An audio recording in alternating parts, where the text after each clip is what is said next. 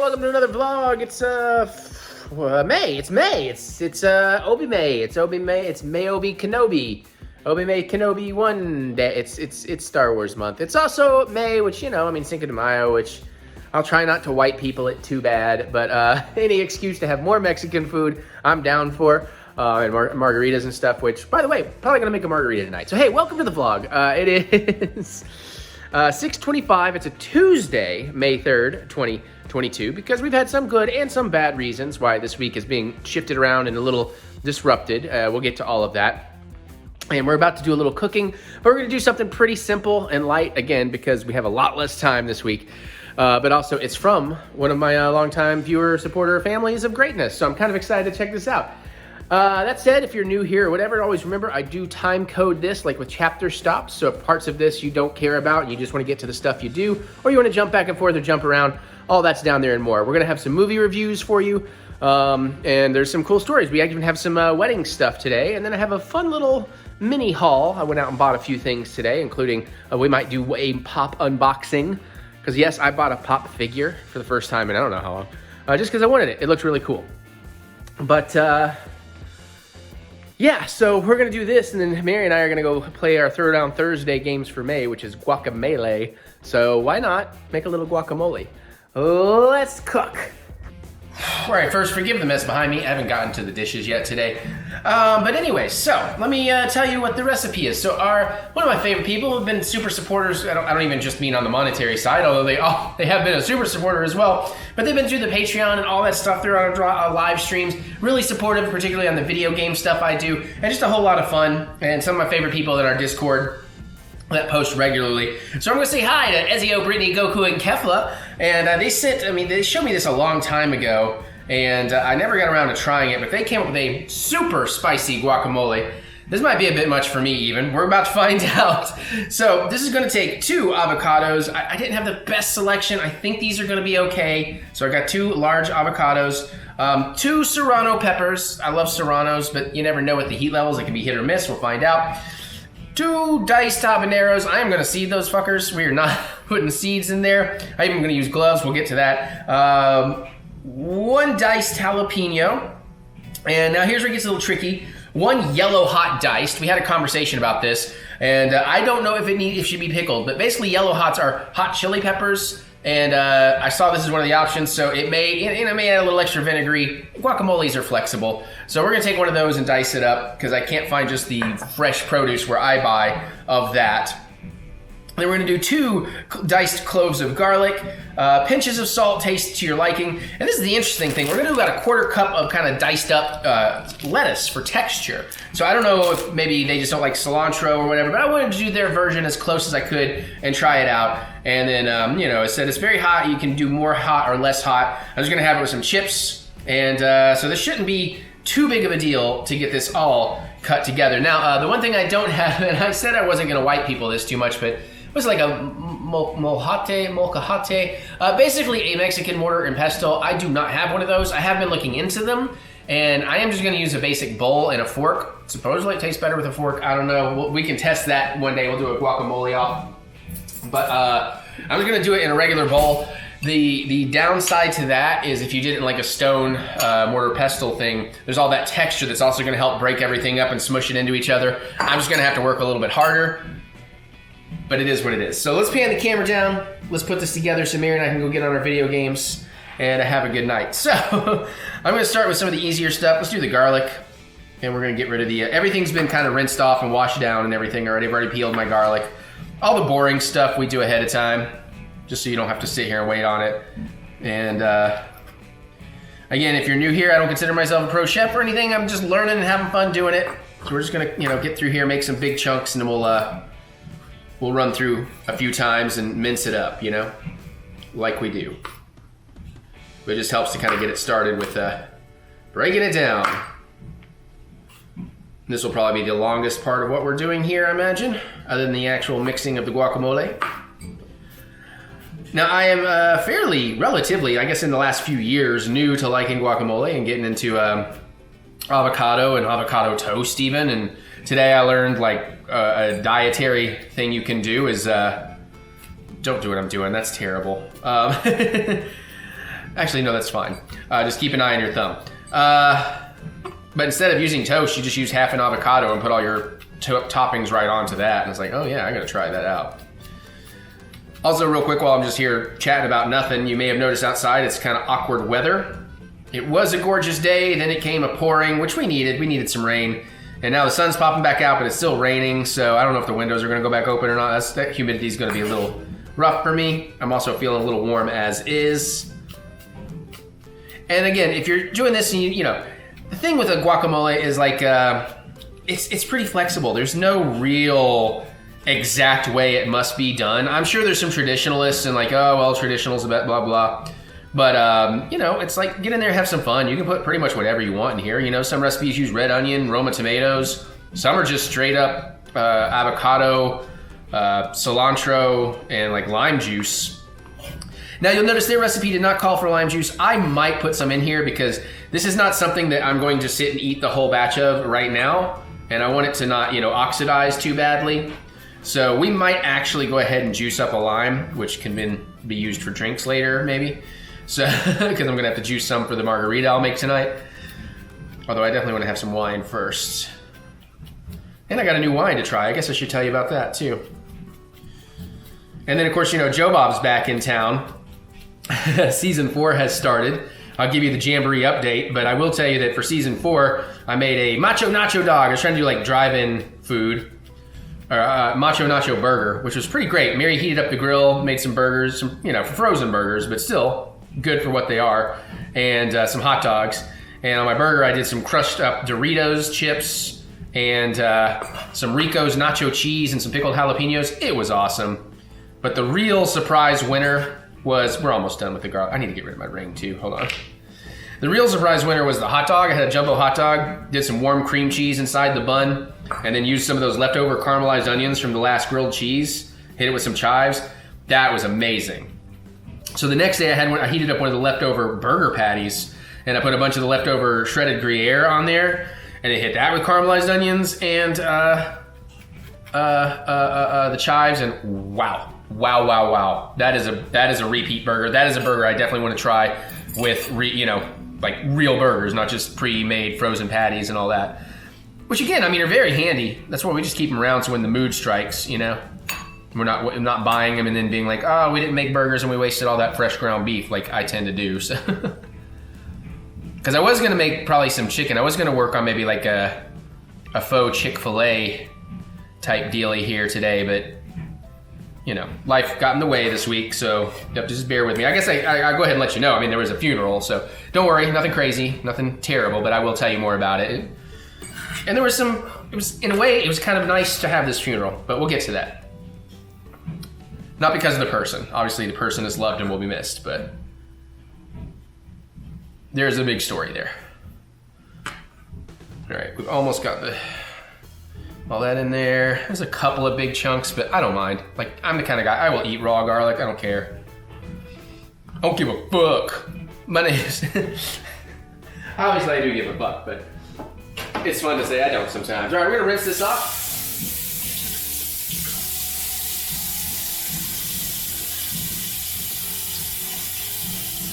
And for a little bit now, this should go a lot faster.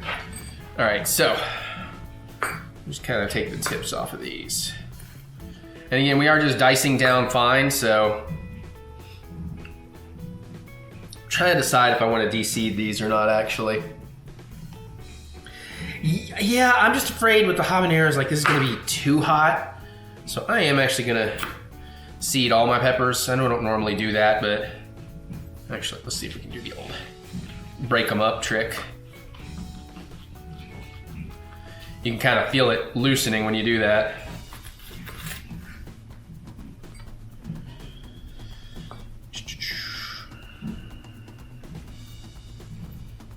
Okay, I am not being very smart about how I do this. I need a little paper towel. There's that garlic one.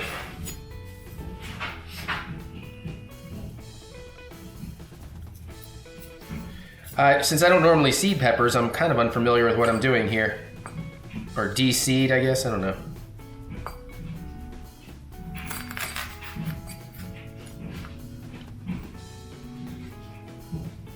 Doo-doo-doo-doo. Well, I said this would start going faster, but I guess if I'm going to do all this, it's a little bit slower. I don't have to get it perfect either. A few seeds get in there, it's fine. I'm just not in the mood to spend the rest of my evening on the toilet. Wondering if I should call 911.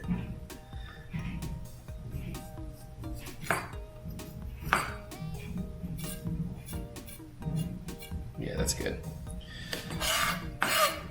Oh, I need to check the floor. I just had some seeds go on the floor, and that is something I do not want the cats getting at.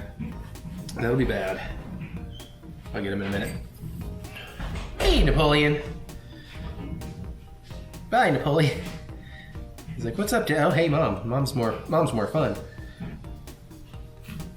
Mom is the food bearer. Yeah, Mom is the food bearer. Ladies and gentlemen, please welcome to the vlog, Mary. Hello.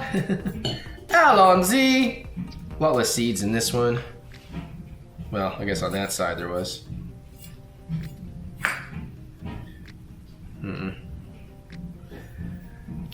I really don't know what I'm doing when I'm trying to de-seed peppers because I rarely do that, is what I was telling them. Oh, are you looking at that? Yeah. One of the Joe Bob movies is not going to be Mary's cup of tea. I'll take that bit of a Serrano. This is what he did last time. Yeah, it was the second movie.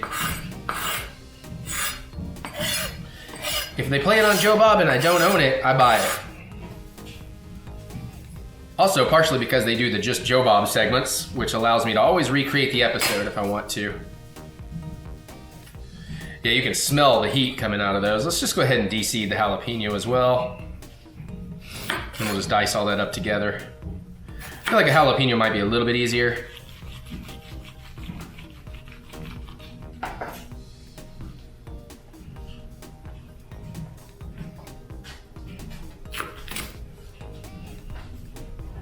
And I could be totally wrong on that, I don't know.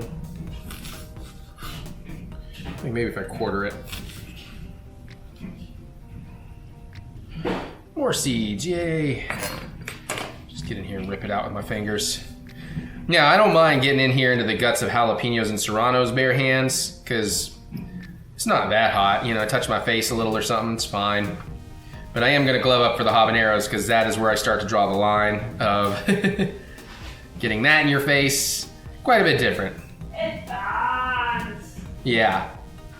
Also, it occurs to me, I say doing that with jalapenos and everything, but I'm not usually just ripping the seeds and the flesh out of the inside. So that might actually be, just be wary if you're doing this. Make sure you wash your hands well before you touch your eyes or your genitals. Okay. Make some room. All right, so we're just gonna fine dice all this up. Aw. I heard it too. When the kitty's meowing. Oh, is Jack in your room? Is that what it is? Yeah, it's a jack.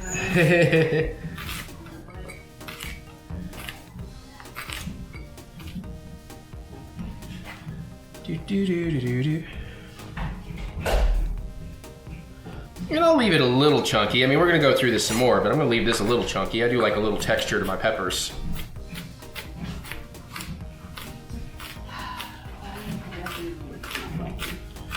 Probably in the bathroom, or you were using it at your desk.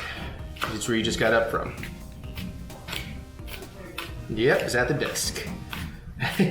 Well, I decided they had an update. Hmm. And I went ahead and go ahead and do the update. So that, you know, maybe we would stop holding my phone hostage. Yeah, she's having an issue with all her stuff not working right now. And we know it's her phone because I have the same phone in the same program.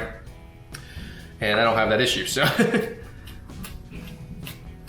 Okay, this is probably gonna be good, this one we're going through. Just trying to make sure I hit some like giant bits.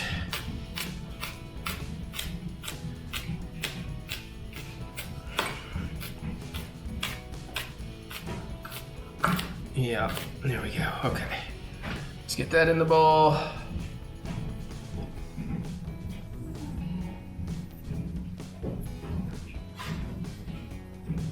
Okay.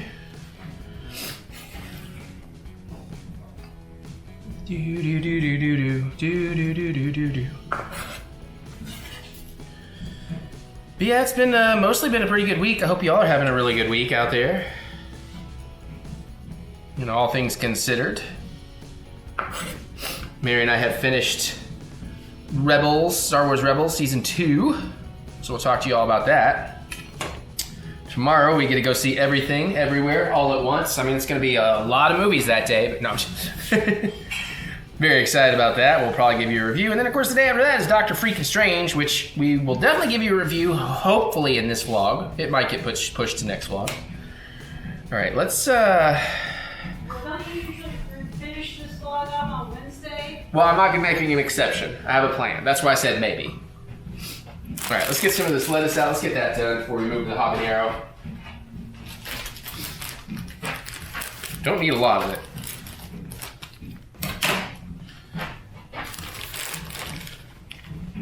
Oops, dropped a little on the floor. We're gonna just chop that a little bit further. Oh, make sure the cats don't get that. There's a seed. Okay. Again, just some more little rough choppage.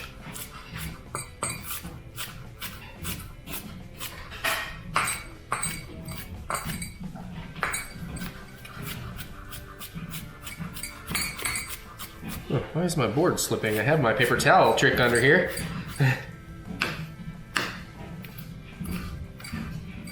Like I said, just going through some of the bigger chunks here. And I think that's, you know, I'm not even gonna use the cup. That's probably about a quarter cup.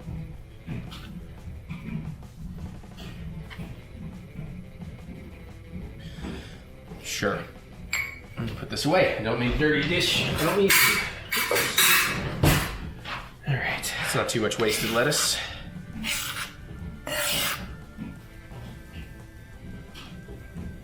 Have a bit of a mess here to clean up after. Let's just do that. How about we just do that? There we go. And give me a cleaner towel for a knife. All right. Okay. Now I'm gonna glove up real quick to deal with these bad boys. And then we'll get the avocados and mash and salt, and this is taking longer than I expected, but it's fine. It's mostly because I'm going slow. Taking my time. All right, get these stems off. Get these little tips off too. I don't like the tips. That tip's fine. Try to keep my face from not being too down in here. Good, these aren't terribly seedies.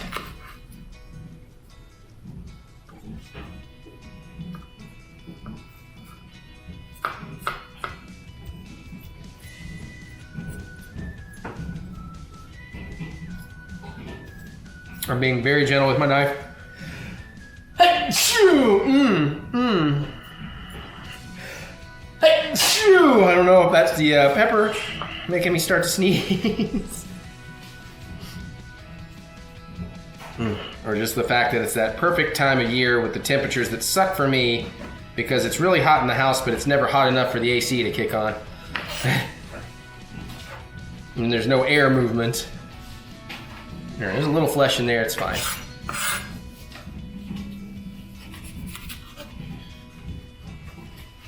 For Eric to live, Mary must freeze. Well, for Mary to apparently live, Eric must melt, which is silly because Eric can only take off so many clothes. Can't get him to go shirtless though. Yeah, but still, it's not enough. That's interesting. That's an interesting seed pod. I've never seen that. I bet it's really humid out now too, so Yeah. I'm not sure I really want the windows open. Okay. I'd be okay, you would be like, ugh. Yeah, I can. I'm better with heat than humidity. Like a dry heat, I'm good. You like the humidity when we go to the beach. Well, no, I can tolerate it more when we go to the beach, but that's because we got that ocean breeze and all that air and all that. I don't mind humidity in cold air. I turned turn things so that the AC should kick on for a little bit. I appreciate that because it is getting a little stuffy on me.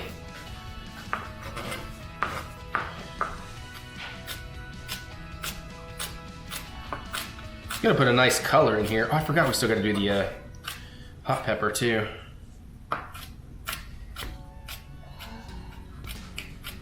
I'm definitely trying to finer dice the habanero. Raw habanero does pack a bit of a punch. It's not the hottest pepper by far. I've certainly eaten hotter hot sauces, but a nice citrusy vibe of the habanero.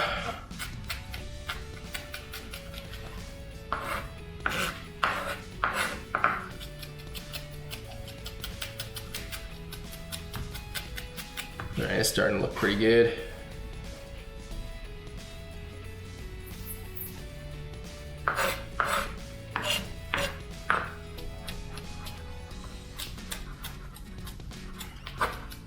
Okay, habanero going in.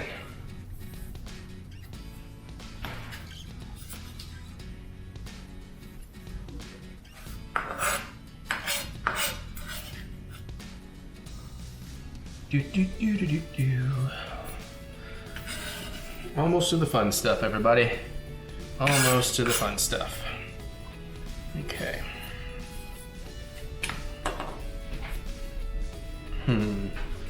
Actually, can I borrow you? It'll just save me a big...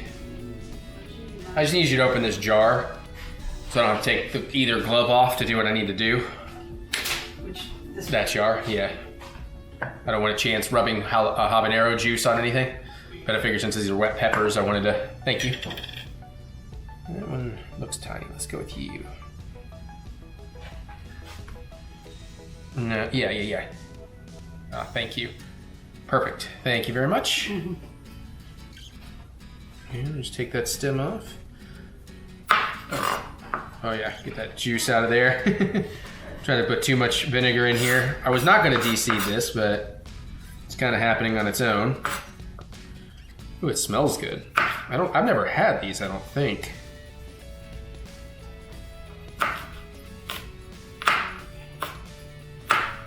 And again, I think it's supposed to be a fresh one of these, but could not find. And I didn't want to substitute with the banana pepper per se, because I don't think that's quite right.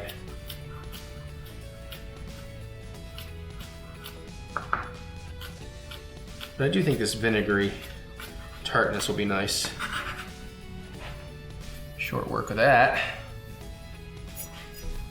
All right. Okay, gloves coming off. And let me deal with my knife real quick and then we'll get to the avocados. Almost there, babies and adults.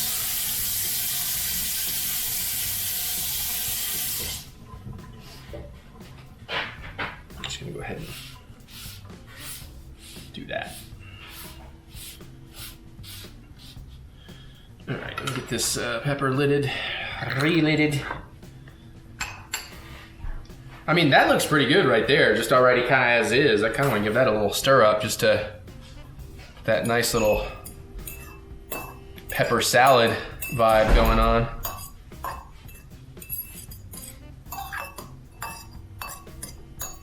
Smells good. All right, avocados.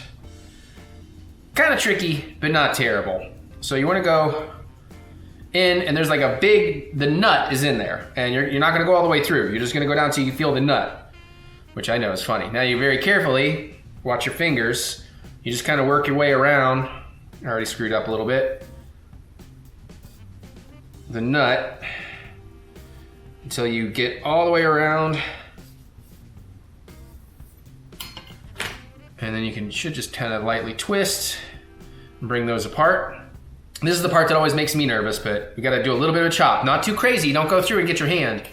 You just wanna kind of catch it. You can kind of gently start twisting it back and forth. Ah, shit. Let me go again. I didn't quite cut this avocado in half, so I'm having a bit of an issue getting the seed out. There we go. Finally broke loose.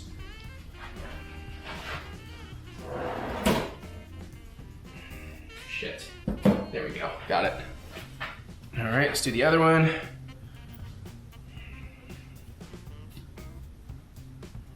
Okay. It's probably safer doing it like this.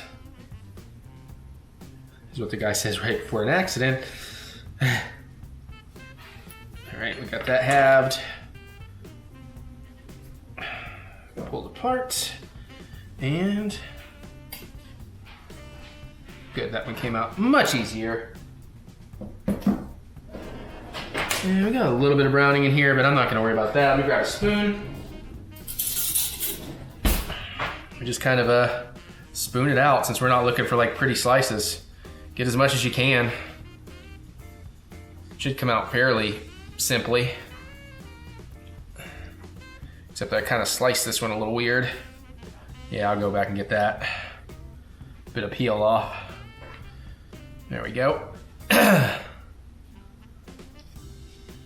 Yeah, I always put off working with avocado because it looked like it was such a pain in the butt to do, but it's actually pretty easy. Once you learn the tricks.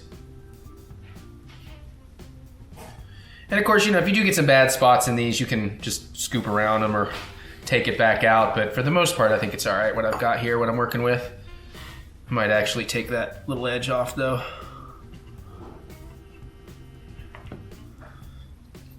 Use that to just scoop it off. Nice. Yeah, I'm gonna work around it on that one.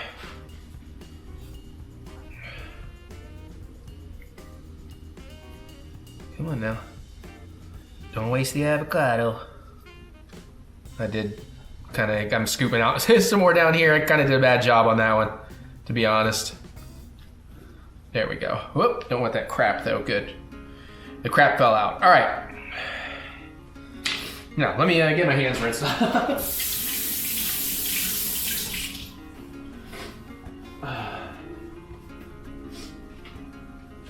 And we'll go without the lemon juice, screw it, all right? So, let's go ahead and just throw in a couple pinches of salt because we know it's gonna need at least a little bit. And then we just start mashing it all together. So it's just breaking bits up and smushing and mushing and stirring and purring. I might have needed a bigger bowl even for this. Thought I might have had a bowl that was overkill, but actually, you know what'll also help? Hold on. Give me just a second here. Let me go ahead and move all this a little bit more out of my way. Here's the lid for the salt.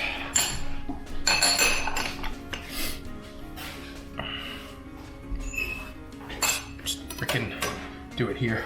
So I can actually set it down. That'll make life, oh yeah, much easier than me trying to hold it like an imbecile. Oh, shit. All right, give me a second. I gotta do a quick cleanup so the cats don't die. Didn't get a lot out, but I did slop out just enough to worry about it.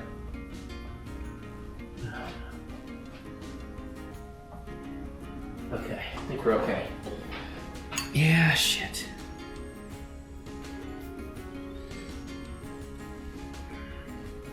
And this is why, kids, you want to use the right tool for the right job. Might want to get another knife, another fork. You can kind of mush off of one fork. Use another fork like a control fork. Yeah, it's starting to work out a little bit better here now.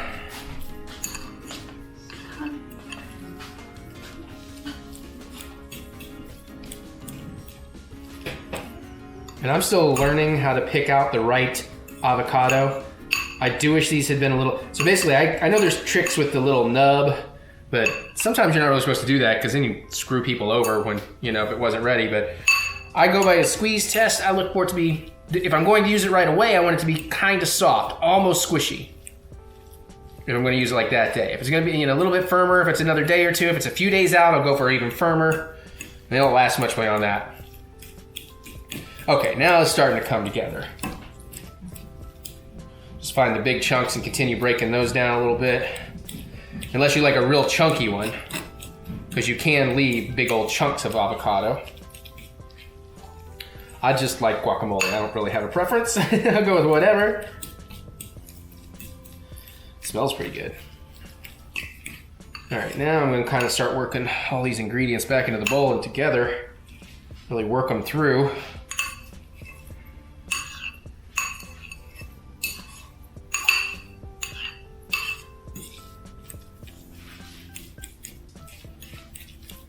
And I'm wondering if I want to transfer this to a prettier thing for the vlog. For the thumbnail photo.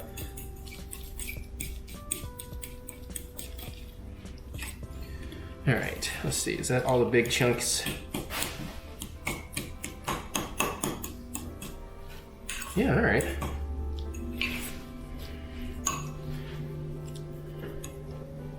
And I'm trying to smush it out, make it look a little presentable.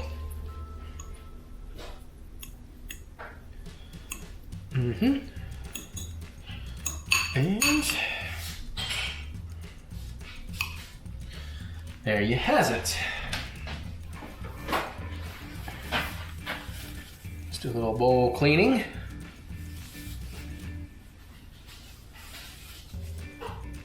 Okay, well, I do believe we now has some very spicy guacamole. We should switch over to a better camera. Okay, kids. But here's a nice little close-up, and I'll give you a better look in just a second. Let me go see if anything just got broke. Okay, here's the beauty shot. It actually looks pretty darn good. I'm gonna let Mary Cam when I taste. And of course, we are going to do what we should do, which is taste with chips. My favorite corn chips, not sponsored. Just so the salt content of the chips, you know, you don't want to over salt here and then use salty chips and be like, oh, now it's too much. So let's get a thumbnail first, like a muy caliente.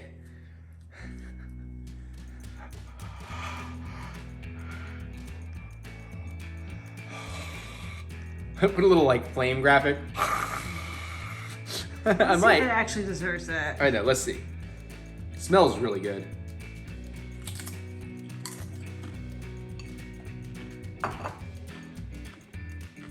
And There's some heat coming.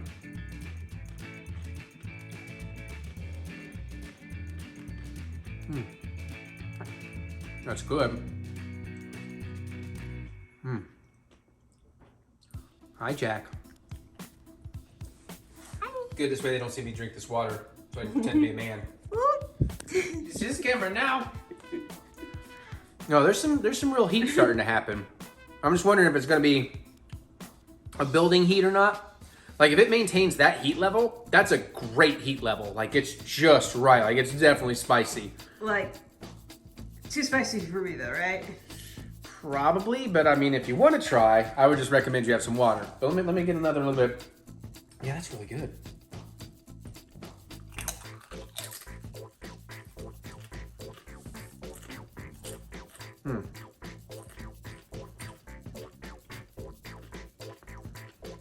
Hey Jack, you want some spicy guacamole?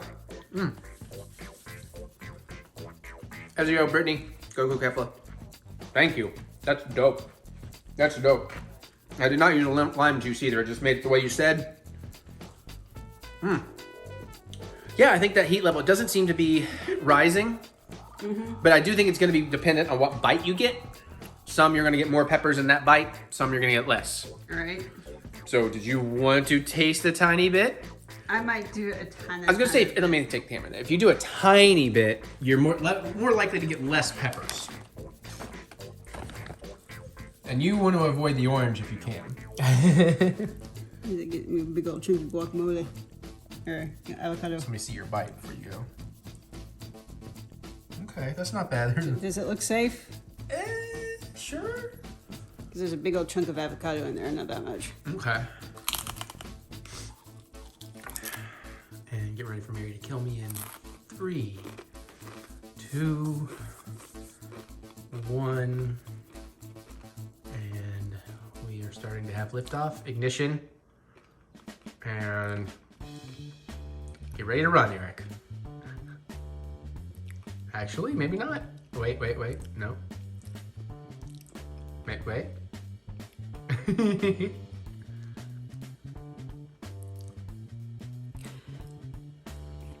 Okay. I'm not gonna die. But I know I will if I have more. Right. What do you think? I mean, at least flavor-wise, since you at least got to taste it, pretty good, huh? There you go. You even got Mary's seal of approval, Ezio and Brittany and Goku and Kepler, some of our favorite, biggest, longest, coolest people on the channel. Well, thank you for that. That's delicious. Now we're gonna go play some Guacamelee. Enjoy, and feel free on this video or in the Discord, give us your recipes for guacamole. Maybe you'll see me make it on the show one day, and that's really good. That'd be great with like chorizo tacos. I know Ezio said taquitos would be really good, but I didn't have time to make anything but this, so. All right, there you go. That is delicious. Nice and heat. Maybe I should take some of that to Dad, I don't know. All right, thank y'all. We'll see y'all in a bit with some more segments. All right, dishes. Well, not a lot of dishes, so this isn't impressive. I didn't have to do much Tetrising. I mean, there's not even a whole lot going on down there, and I don't even have to wash my coffee pot because on Tuesdays I just have a single cup so I can get out the door and go shopping faster. So unless I make a cocktail anytime soon, which I'm probably not by the time I need to run this, dishes are unimpressive. Most unimpressive. We've been making Moscow mules. We'll show you those one day. Pretty simple, delicious. Try some other cocktails too. But I'm gonna do a little taste test. Take 2. Hey, all right, so we're gonna do this because I'm crazy. I got morbidly curious about something. I don't really drink soda. It's pretty rare. Every once in a while, maybe I'll have a Coke or like a Coke float or vodka, Coke, Jack and Coke, something like that.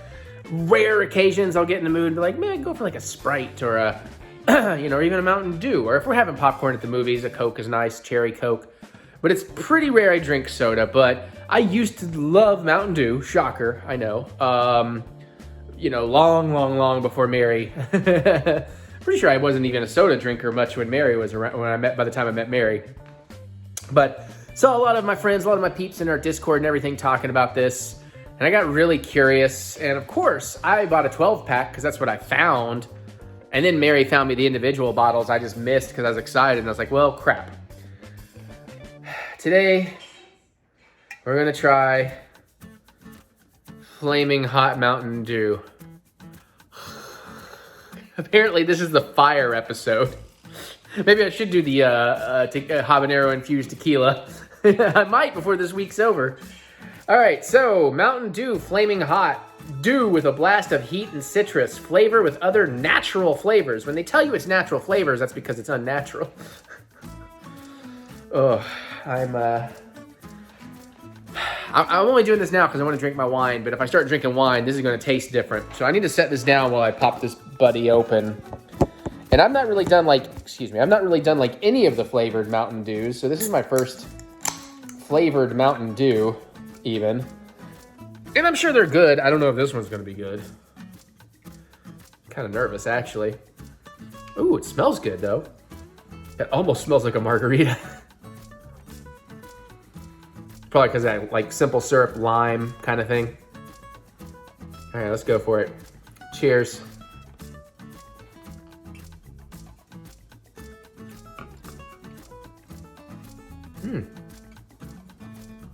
Initially, that's pretty good.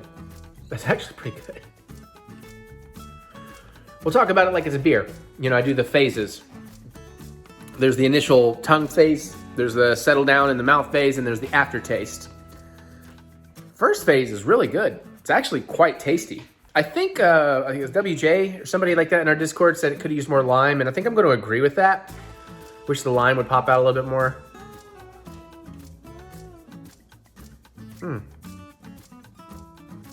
But yeah, it's like Mountain Dew with a little bit more citrus, honestly. The middle's a little disappointing. The middle falls a little flat. A lot of the flavor just goes away completely. The citrus, the Mountain Dew flavor, just kind of nothing really. And I get that's good lighting. And then I get a touch of heat on the back end. Very simple, very not much of anything. I would hardly call that flaming hot. That's not even like jalapeno Cheeto level. But it is a nice little back of the throat tingle at the end. That's what she said. Honestly, not bad. I will pawn some of these off on other people. I don't need to drink 12 of them before they go bad, but I mean, not bad. I don't need the calories, so I'm probably not going to finish this one right now, but you sure you don't want to try it? It's not hot? No, I really don't get like... Nasty? No, it's kind of good. It just kind of... Hold on, let me get the... It just kind of... The front flavor is good, then it kind of turns into nothing. Again, Mary's not a Mountain Dew person at all, though, so keep that in mind. Yeah, okay. Sorry. Well, I appreciate you trying it, but... hopefully I didn't... I don't think I showed anything.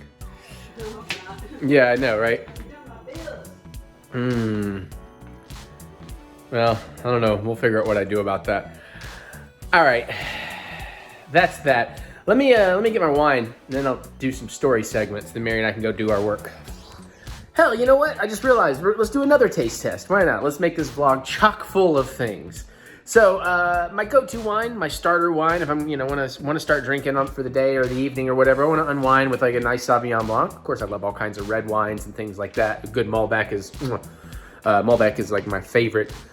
But for a long time, I loved Kim Crawford Sauvignon Blanc. I still really like it. It's like $13 a bottle. And yes, I drink a lot. But, I mean, like, not in any way that causes any problems. So, whatever. That being said, I'll go through like a bottle. Like, if I open a bottle, I'm going to finish it pretty much that day. And, $13 a bottle, that starts adding up. So I had recently turned over to Barefoot, their Sauvignon Blanc, and I'm getting it for like $5.50 a bottle. And it's a little less good. It's not quite as good as Kim Crawford, but for the quality drop versus the price drop, it's like, oh yeah. So now I'm all about the Barefoot. So the other day I went and I got a couple of other wines recommended to me. One's even cheaper than Barefoot, but supposed to be actually better. So we'll try that someday. But because I didn't want to get them to go crawling up and getting another box to get me one more bottle I wanted, I was about to buy a bottle of Kim Crawford for $13. But then this guy recommended, one of the awesome employees at Total Wine, the Governor's Bay. It's about the same price. It's like $12.97 a bottle or whatever. But it's also from New Zealand, like Kim Crawford. New Zealand has some great grapes. Now, when it comes to white wines, I'm not as super taster as I am with other things. So this is really just going to be a matter of, do I think this is tasty or not? Still not something I'm going to buy all the time because it is a much pricier wine, but I thought I would check it out. Whoop. Hello. Hello. Now I have to credit the stove for being a camera operator. Okay. Ooh, it definitely smells. It's a little more potent in the smell. Not in a bad way. Oh, that's nice. I mean, I still taste Mountain Dew a little bit, but let's see. Sauvignon Blanc has a similar taste to Mountain Dew, actually, now that I think about it. Not exactly the same, but...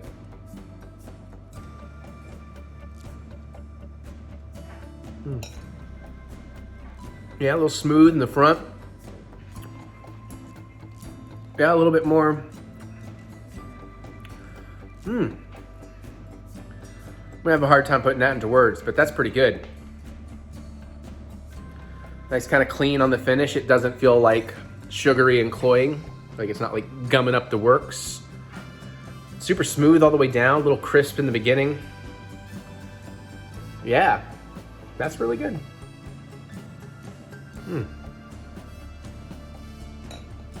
I'd honestly have to side by side it with Kim Crawford or something though, but it's definitely different. It doesn't taste exactly the same, but that's quite tasty. I would probably actually buy that again. I would probably treat that as like, I want a Sauvignon Blanc, but I don't want the same thing I've been drinking all week. Let me try this. So, all right, there's my thoughts on the Governor's Bay Sauvignon Blanc. If you like Sauvignon Blancs, I recommend it. All right, so let's start talking about some things. So let's get the one cat. Let's get the cat out of the box. Not really, itty bit. You're fine. You can hang out there. So unfortunately, we did have a kind of surprise passing of a relative. So, we don't need to get too sad about it. My Uncle Steve, my last living uncle, the last of like that line on my mom's side, is my mom's brother. He was the youngest of 5. There were 4 boys and my mom. Quick background. Well, let me give you some of the modern and then the quick background. Unfortunately, like he was great. I love my Uncle Steve. I miss my Uncle Steve. And I'm just trying to think of where to start with all of it. But unfortunately, I guess shortly after my mom died in like October of, what's 13 years ago from now? 2009, that sounds right. And then my uncle had a bad fall that December. And from that fall, everything else started going wrong. He never really quite recovered from that. And then other things would happen, and this happened. And like the Agent Orange from Vietnam started getting to him. And he could really not do anything.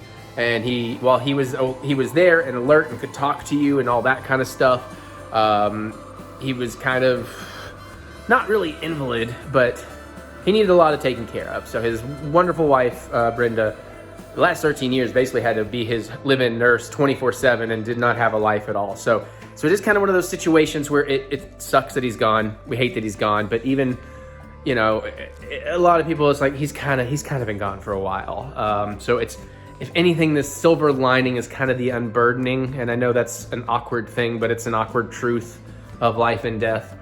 So it's going to be interesting for her to kind of have a life again. And so we're kind of excited to get back and hanging out with her.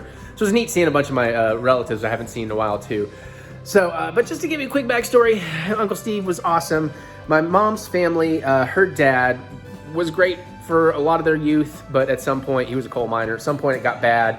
He became a raging alcoholic, very physically abusive. Of course, the brothers would step in and try to protect my mom as much as possible, and all that. But I have a reason for telling you this. There's kind of an irony in that he ended up with the most medical issues. The other brothers and even my mom passed away quickly and just randomly and had nothing to do with alcohol, even though some of those brothers were very much alcoholics and, in a very, very dangerous life way. The irony being Steve never had a drink in his life. And then he ended up being the one with all the medical problems. So that's kind of messed up. Also, he is an incredibly decorated Vietnam soldier. I don't think he was a Marine. I think he was just straight up Army. But like lots of commendations. He's in a lot of very famous Vietnam photos. Like I think one of the Time magazine covers, he's in it and all that kind of stuff. So, I mean, beloved. And he was a go-getter and a jokester. And, he just like kind of in a very friendly way, giving people shit. And he was very much an entrepreneur. He created a huge termite company. He ended up selling off to Terminex. And then he went on, this is after he ran a huge hotel operation out in Washington.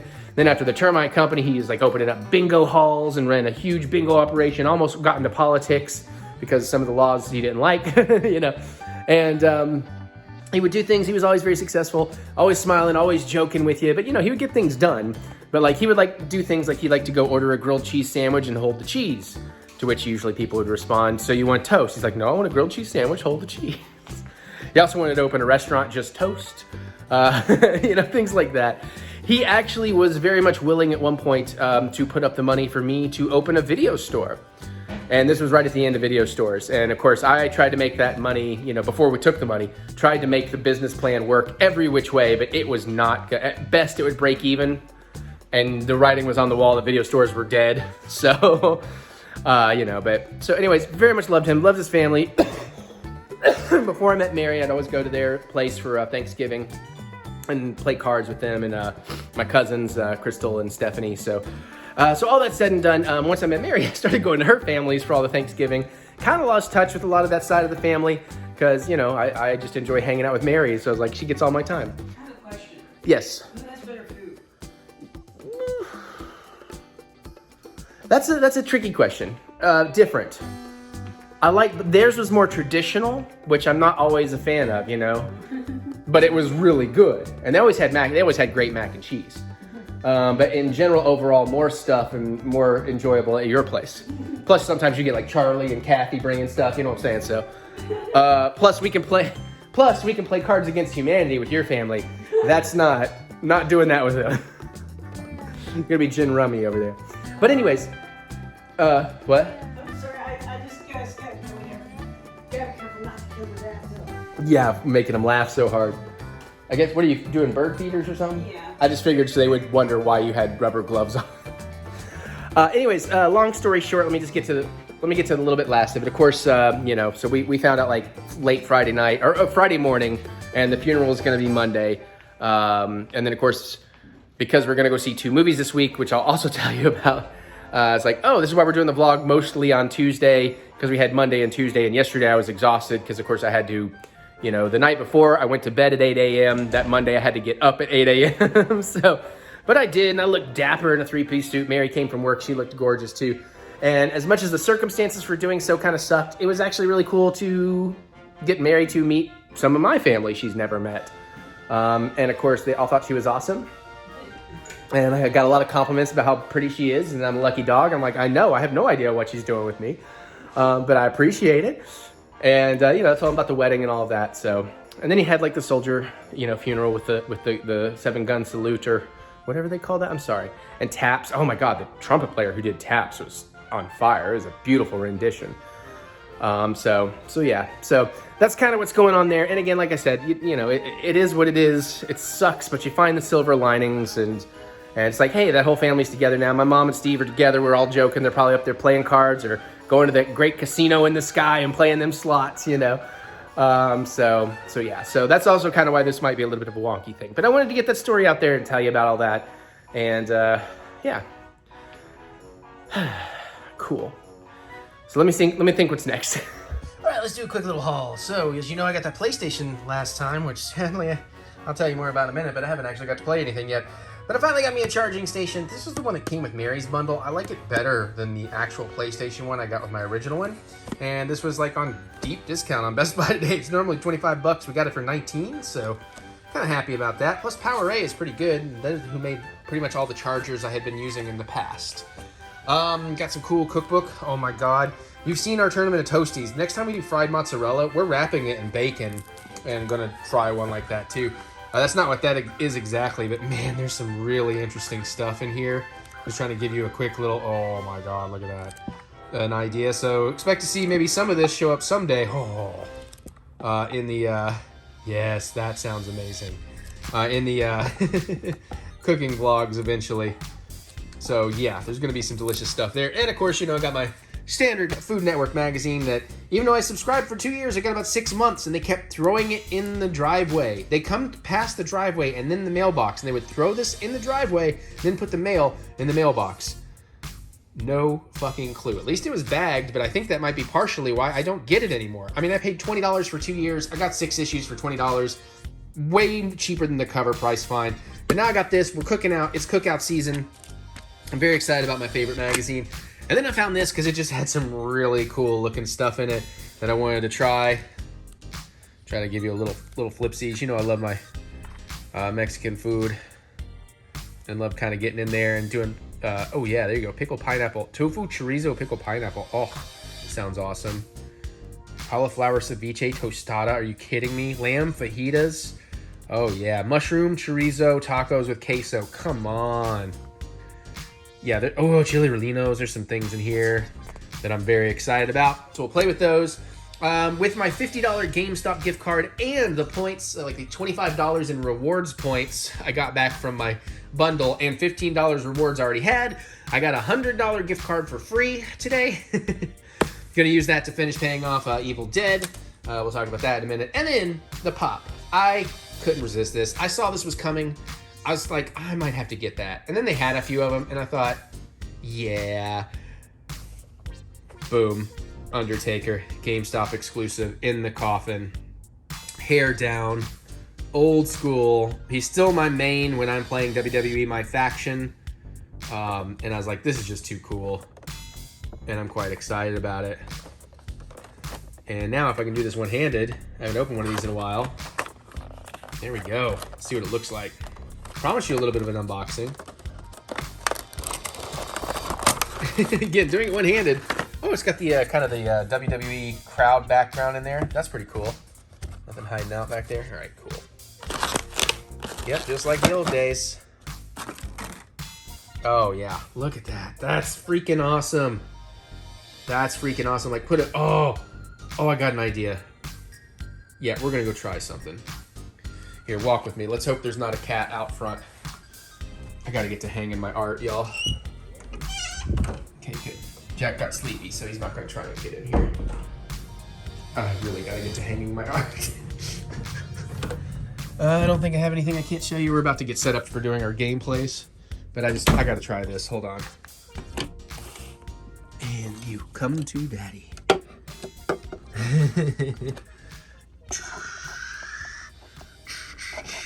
Okay, that's pretty dope. Is it Shaggy too dope?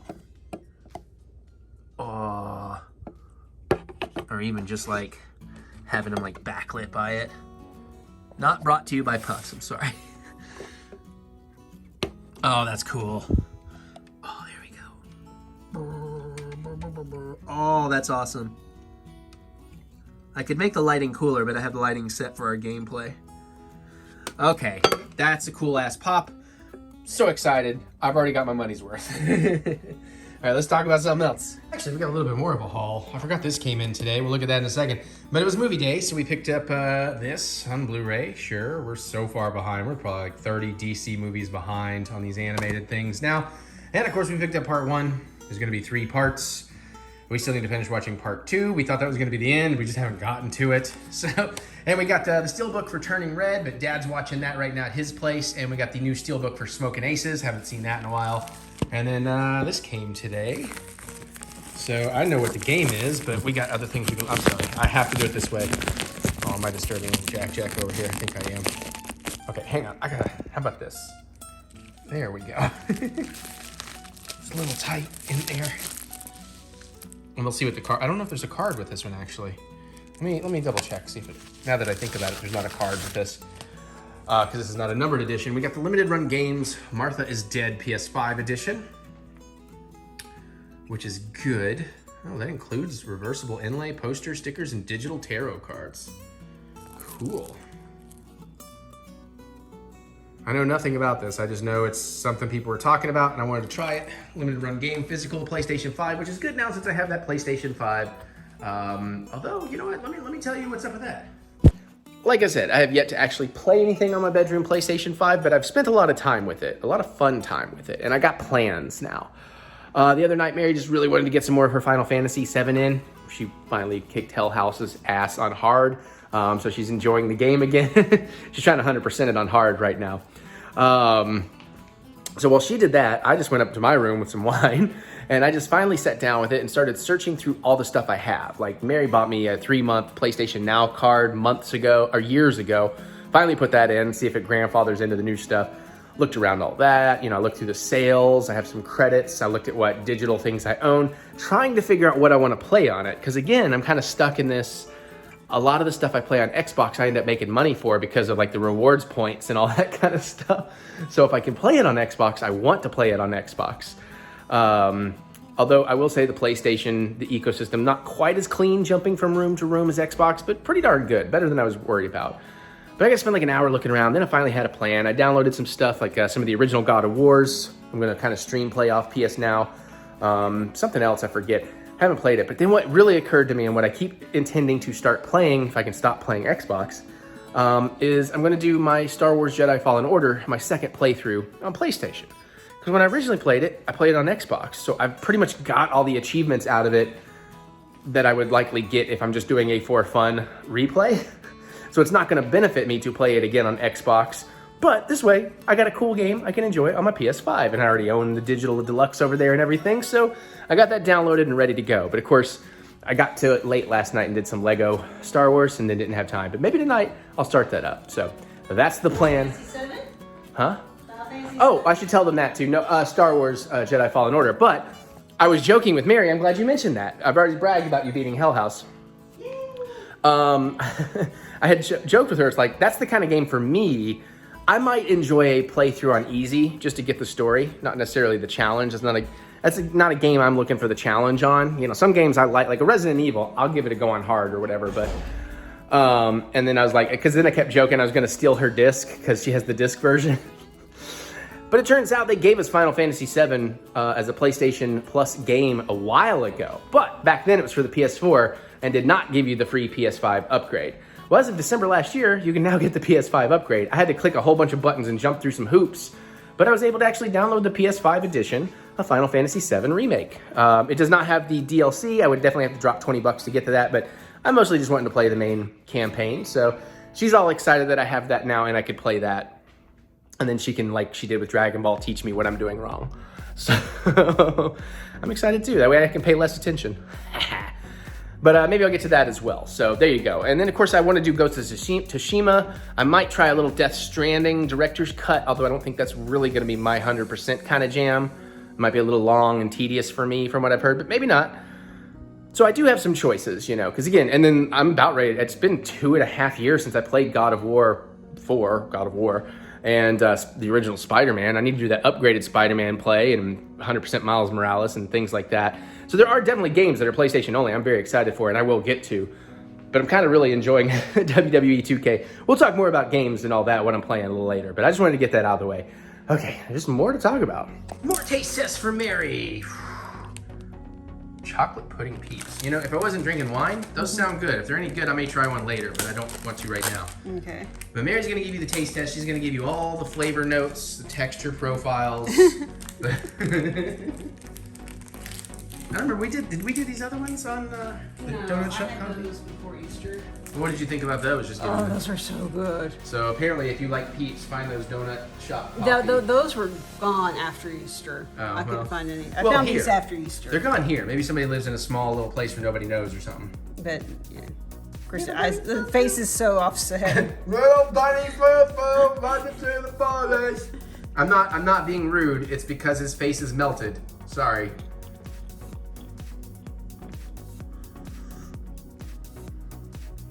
Maggie, that's what it is.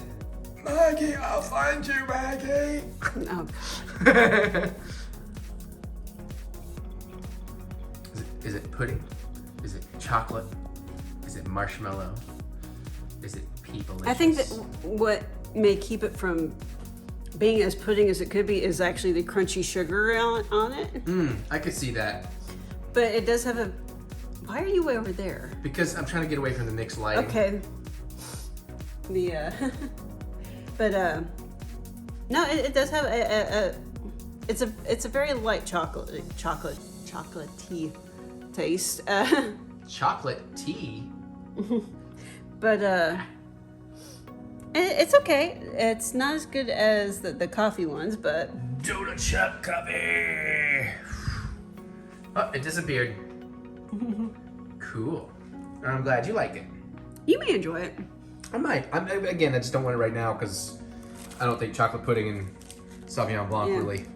So Not a good pair. I was going to cut the end off and slide out the thing, but I realized there's like a ton of sugar underneath the thing. It's like, oh, that's going to make a mess. No, if I was drinking Now a, you're going to see a ton of sugar. if I was drinking a red wine, that might go. Look at all that extra. Oh my and, Lanta. and it's so good. Well, that's probably why if there's that much freaking sugar. Got him. Wow, the only time I see you make that face is when, never mind. It tastes very much like coffee. Sweet. A sweet coffee, which I love. Awesome. All right, more stuff. All right, so Mary and I finally were able to sit down with Chef Jeremy Ashby of Azure and Dupree Catering and Events, who are doing the food for our wedding. And we went to Brew Burger and all had a nice little something. I had the Hikiole Impossible Burger that I love because it's like some kind of like sweet glaze and jalapenos and a guacamole on there. It's really tasty. I had their portobello sandwich. Yeah, that sounds about right. Which was inhaled in about a minute. Like she does, but it was really good. She had some onion rings, fries, blah, blah, blah. It's Mary, Dad, me, and Jeremy. And man, we're not going to remember all the details, and the details are still a little in flux because now he's going back to talk with his partners about what they can actually achieve and all of that.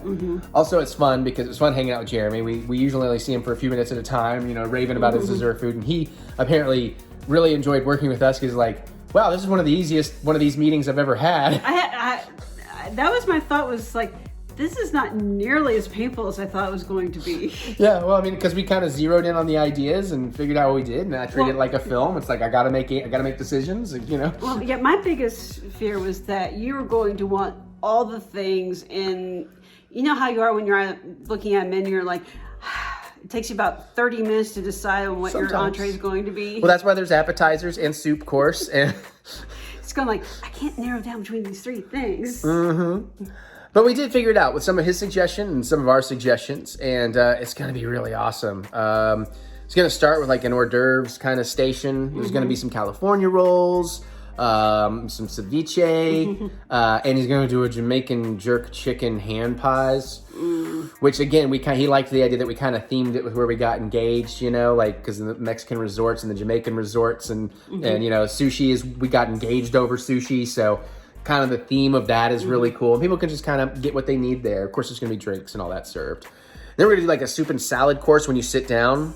And I don't really remember too much about it, but I know it was like a butternut squash soup is what we're looking at, or Something like that, and like with apples blended in and stuff. It sounded so good. And I think he was going to steal my. He's like, I'm going to steal that, but you know, I got it from Food Network. I was like, go ahead. Of the bacon Gruyere croutons that we made in one of the paid vlogs a while back for a soup. That was for Thanksgiving a couple years ago. And for the salad, I don't exactly remember. I think it's close to the Azure House salad. I don't remember what kind of greens, but then there's like I think we're doing spinach. Yeah, spinach. That's right. Yeah, you wanted spinach. I know it's like a balsamic vinaigrette, and like I think there's some kind of like goat cheese, or I think it's goat cheese still, we're going goat and like cheese. a candied pecan or something. Cranberry. Yeah, and cranberry. Oh, it's gonna be really good. But then we get to the entrees, and our guests are going to have a choice of 3 different entrees: a beef, a chicken, and a vegetarian. And I have already asked if I can RSVP to my own wedding 3 times because I need all of them. The first one I'm proud of, and he got a kick out of, and he even almost, when I was like, we could take that off, he's like, no, I really like that, I want to do that, is the beef option, which is a spaghetti and meat. It's the flying spaghetti monster. So basically, a nest of spaghetti and a marinara with one of the great Papa Ashby, his grandfather or dad's recipe that's great, meatball. And then I say, we put like a little oval of mozzarella cheese on there and like a little green olive in there, so it's like a one-eyed flying spaghetti monster.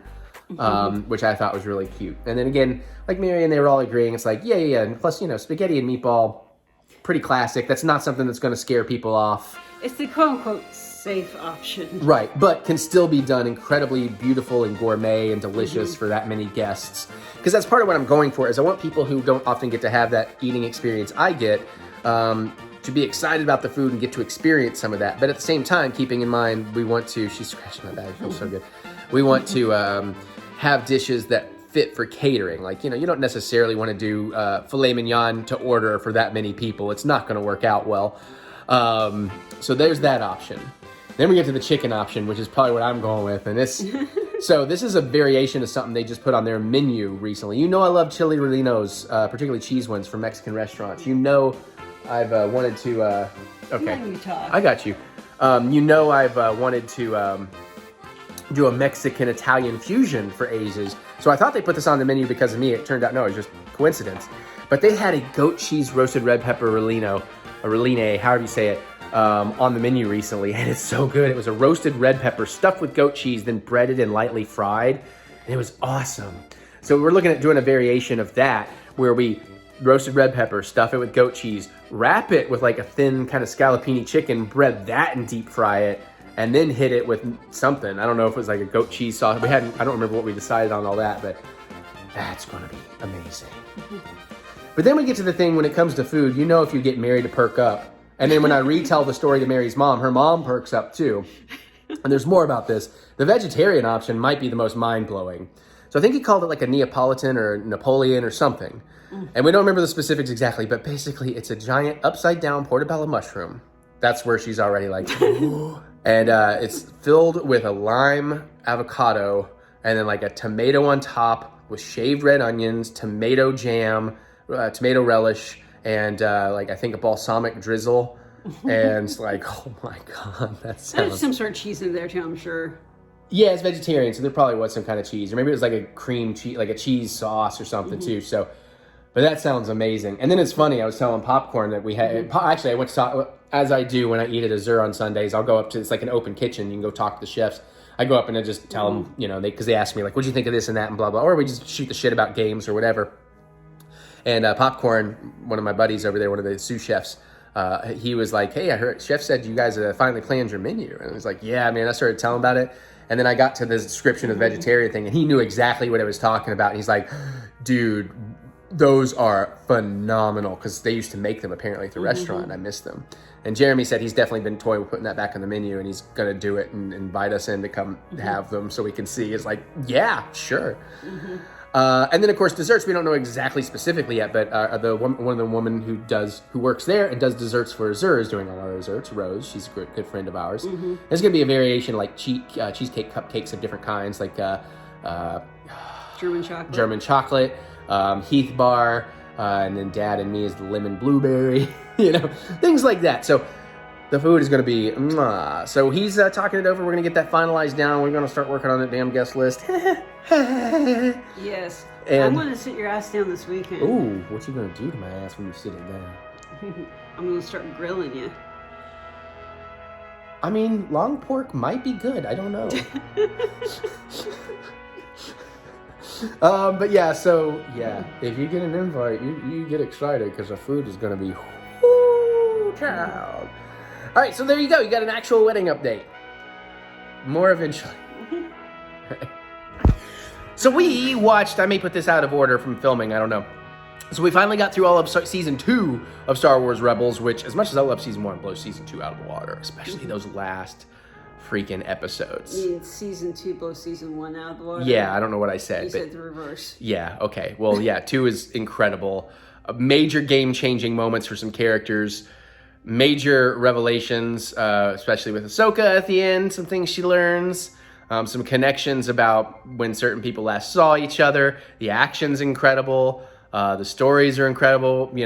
Some major other characters show up. We are going to be mildly spoilery. I'm not going to give you... How about this? We won't necessarily do story spoilers as much as some of the characters that show up. Because I knew somebody was going to show up, and I was just waiting for Mary to start gleefully cackling with happiness. You want to tell them who showed up that made you gleefully cackle with happiness as I anticipated? Hondo? Yeah, baby. And it was a great episode, too, especially when, again, that'd be a story beat, but they give fake names, and Ezra's fake name is pretty funny. And, of course, we get Leia. Leia's in some very cool stuff, and you get a little insight into some of that, so that was really fun, too. And you see, the ships, man.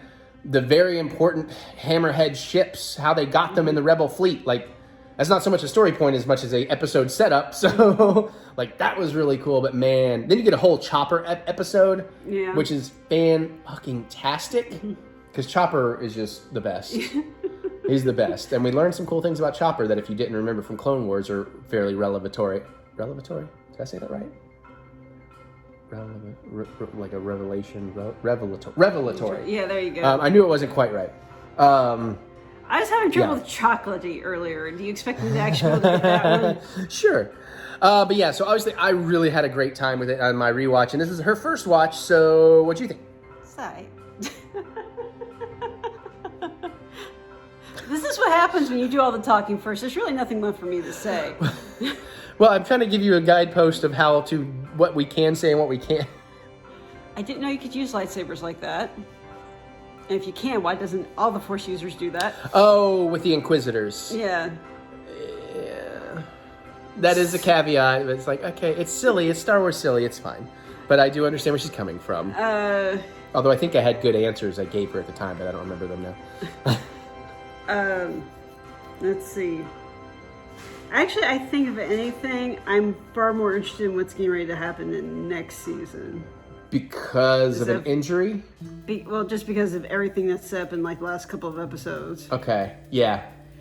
Yeah, and I know there's some really great stuff in next season. I think there might also be a couple of dull ones in the next season, though. But again, I could be totally wrong from my memory. Well, when you have to do 22 freaking episodes, they're not all going to be gems. Right, but at least this is very serialized and moving a story forward that's excellent. And I'm anxious. We got 22 episodes of season 3 and 15 of season 4, so we should make it before Obi-Wan. I'm excited about it. And already there's been some things I've learned that definitely set some things in motion or recontextualize some things, even though this is set years after when Obi-Wan will take place. Meanwhile, I'm sitting here going wait a minute, where are we in this timeline again? Is that person supposed to be alive or dead? Right. I can't remember. I mean, obviously, it's not hard for me because, I know this stuff backwards and forwards, but obviously it is helpful when I remind her. It's like, remember, this is about 3 or 4 years before Rogue One. This is about 6-7 years after where Obi-Wan will take place, which is a year after Solo, which is... Disney Plus, I have a suggestion for you. Like they used to do in the Legends books and they do in the modern books.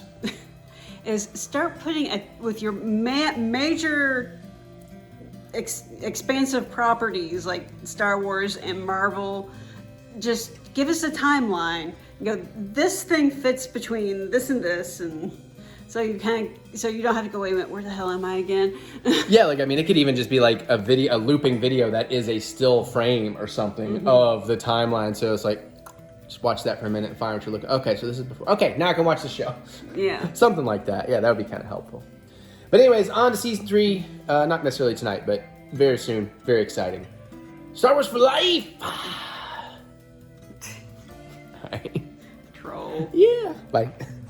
Hey, unboxing time. We have my latest thing of vinyl. So I thought we'd take a quick little look and see what we get. We're back from the movie. We'll talk about that in a minute. That was terrible. I'll make a drink in a second. Even though it's a little cold, I opened a window.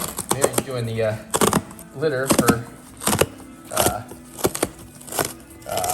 trash day. All right, I want to get this open so I can toss the box out as well.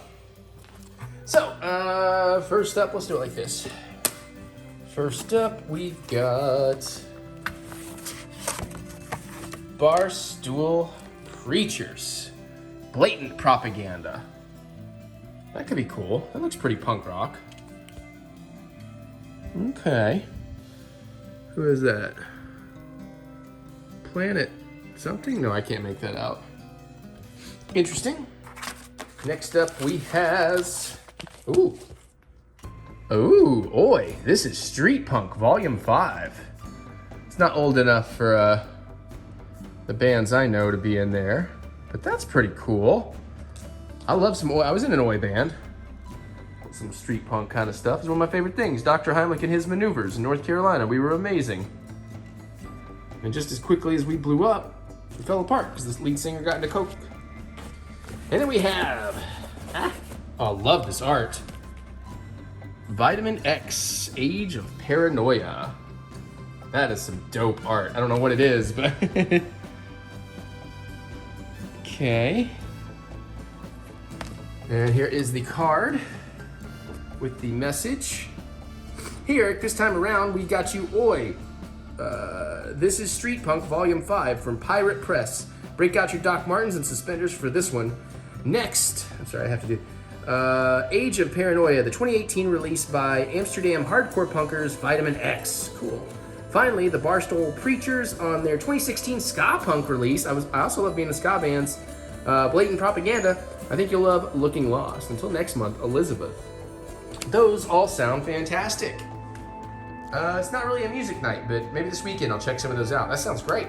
Another pretty good pull from vinyl. I'm kind of glad I'm still getting these. All right, let's make drinks. All right, so now we're gonna make a drink. You've seen me make margaritas before. Big pitcher, I use a margarita mix, some Cointreau. You get this tequila because it's pretty inexpensive, and if you're mixing it with a bunch of stuff, you don't need to, it doesn't really matter that much. I've already juiced 2 limes. I'm gonna make a double, by the way. Okay. I made enough limes. I just worry if I put it in this tall glass, it's not gonna, so. First we want to salt the rim.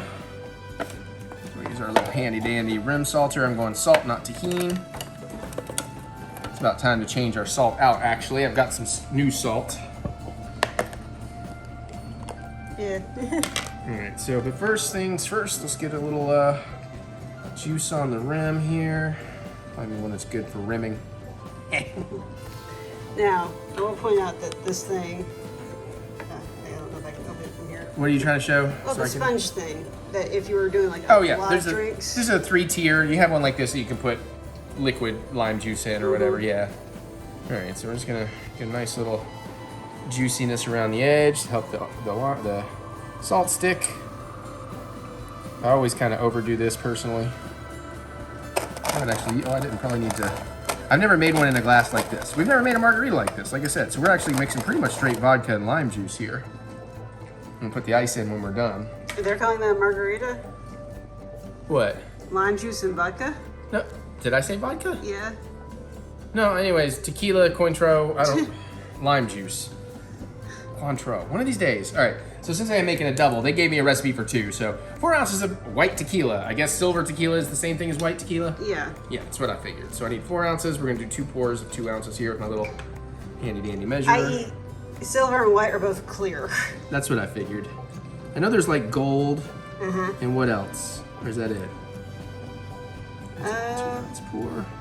I'm not sure there is a third one. Okay.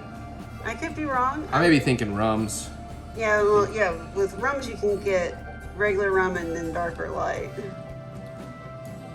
Alright, so that should be about 4 ounces of tequila. To kill you? I hope not. Got a lot more videos to make. 1 tequila, 2 tequila, 3 tequila, 4. I knew where you were going. 2 ounces of triple sec, which is what a Cointreau is a good, a higher end triple sec. Orange liqueur, for those that are wondering. And boop. Got it.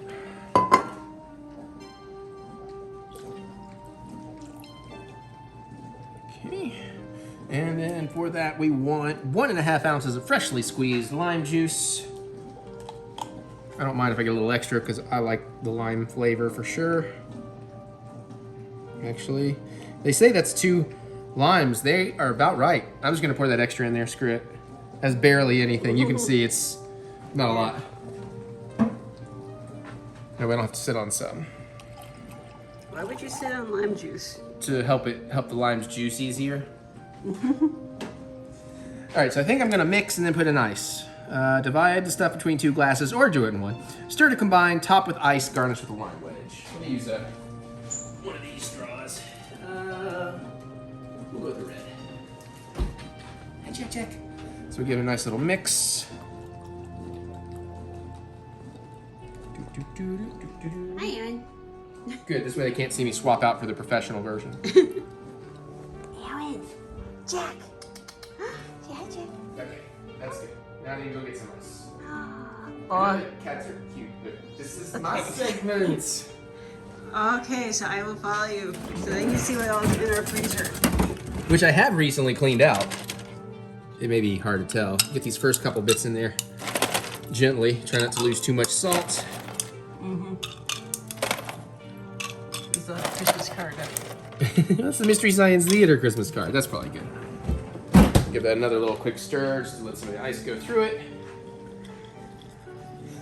Garnish with a nicer lime wedge. These aren't gonna last much longer, so find the least salt spot. I guess I should, all right. I guess I should go more for the center. I was trying to, Yeah, if you're going to go for anything other than the center, you're going to need like pre-cut a slot. which is what I should have done. There we go. Close all that up. That back in there. And it looks pretty good. Salud. Woo! Woo! That is definitely potent. And that was really their That's the recipe. classic margarita. 4 ounces of white tequila, 2 ounces of triple sec, 1.5 ounces freshly squeezed lime juice from 2 limes, ice, lime slice for garnish, which I've already knocked off. That is a love alcohol for one drink. That's meant to be 2. I know, I made a but double. you're making it as one. Yeah, well, That is 6 ounces of hard liquor. yeah. You're right, that's 2 doubles. That's a quad right there. You're gonna have a. Are you going to remember the end of Moon Knight after this? Maybe. One of me will. Would you like to take a sip and see? It probably is gonna get a little better. I mean, a sip. I'm not as. It's not terrible, but it definitely has a bit of a punch. Oh, sorry. You're in your. Is that okay? Or You tell me. You can actually see the front. I'm okay with it. Is it anything embarrassing or boobage? No. Okay. All right, then yeah, I'm fine. Okay, I just think, like, you know, all right. Is it wrong that I asked you? Oh, you're gonna steal my salt. I didn't offer you salt.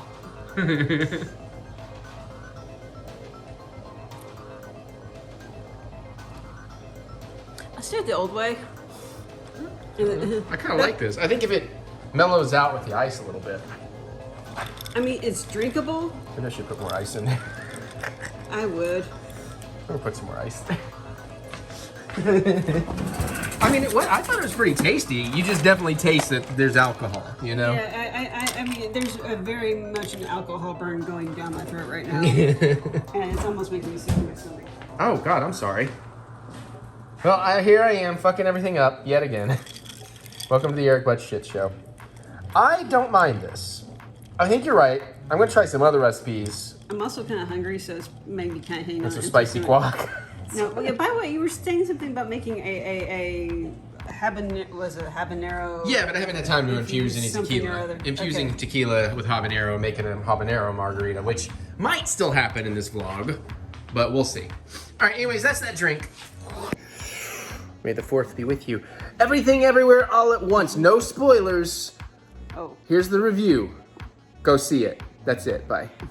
That's Mary's wet dream of a no spoiler review. We will try to keep this brief though because we don't want to accidentally spoil anything. Go in knowing as little as possible about this, other than it's a non-superhero, superhero, multiverse type of tale with a very interesting look at what life is and what its meaning is, and amazing performances, hilarious comedy, incredible fight scenes. I felt very much, not necessarily by, you know, the ethnicities of people, but I felt very represented by a certain ideological look at life. Yeah, there you go. You'll probably know what I mean. When this character reveals that is when I really started breaking in this movie, and then I was a sobbing, happy, joyful mess through the rest of it. And it's like 2 hours and 12 minutes. It does not feel like it.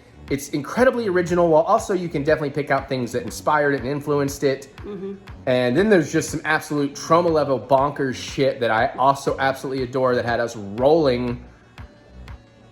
And yeah, I can't wait to watch this movie 1,000 times. Give it every Oscar, nominate it for everything, give it all the Oscars.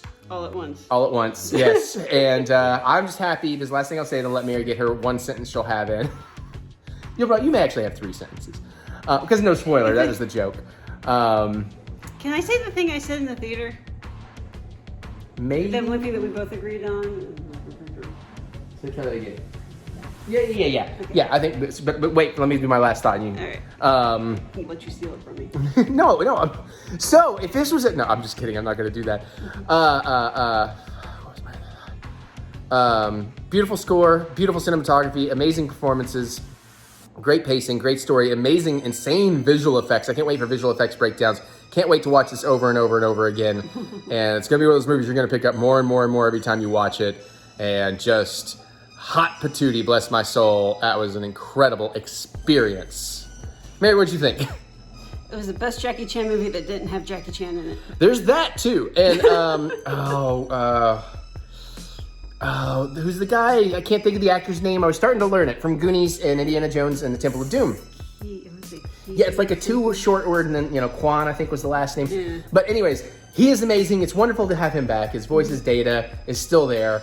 Yeah, he sounds almost exactly as he did as a kid, which is kind of weird, but cool. But the reason I also brought that up is not, put them side by side. I'm not saying they look identical, but he actually has a bit of Jackie Chan's face, honestly. Sometimes in profile, I'm thinking.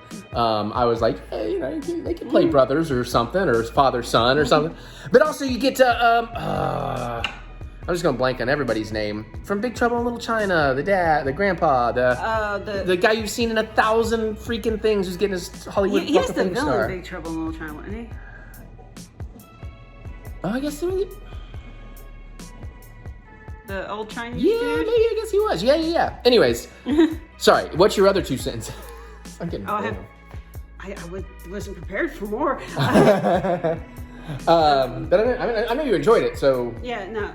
Again, I'm like, I need a breakdown of some of the scenes where I'm like, Careful. they It's like watching a flip book of random crap. It's sort of an amazing visual effects scene, but yeah, it's one of those things you want to frame by frame it and just see everything you're missing. Because also this movie, all the way through, is visually dense. There is a lot of information all up in that screen, and I can't wait to sort through some of the background and some of the costume changes and stuff, and the way it jump cuts through things and to things, and it's just visually inventive as well, and just wow, just freaking wow.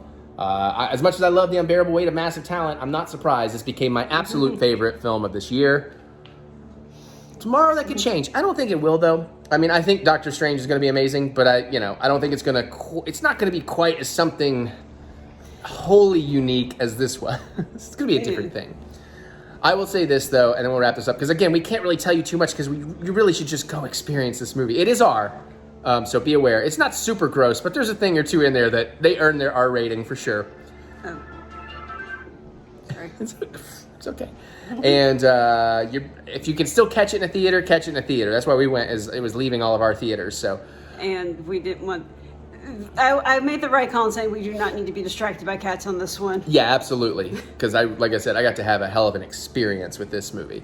And I'll leave you on this note about it. I'm just glad we live in a universe where we get to experience all these multiverse. And on that note, we got to go watch Moon Knight. Suckers! If you want those reviews, you got to pay for them. And Obi-Wan reviews later, too.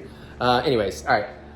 That's it. I think that's all we're filming for today. I'm going to try and I will do my wrap up tomorrow, and we will get our Doctor Strange no spoiler review in tomorrow, and then I'll just tack that on real quick at the end. Go get some Strange. I think we're both gonna go get some Strange, lady. And some other things. But yeah, so awesome.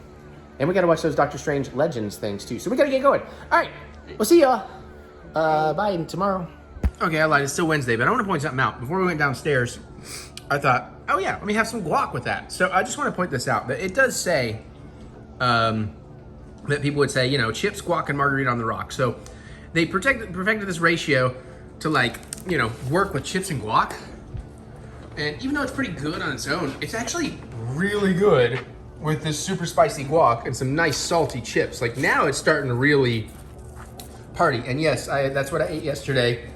As you can see, thank you again, Brittany and Ezio. I am loving this mixture. I'm gonna be making it again. I gotta make some for my dad. Because that is the perfect heat level for me. Right. It's definitely spicy. And it's got a nice kick, but it's not kicking my ass to the ground, So, yeah, I just wanted to point that out.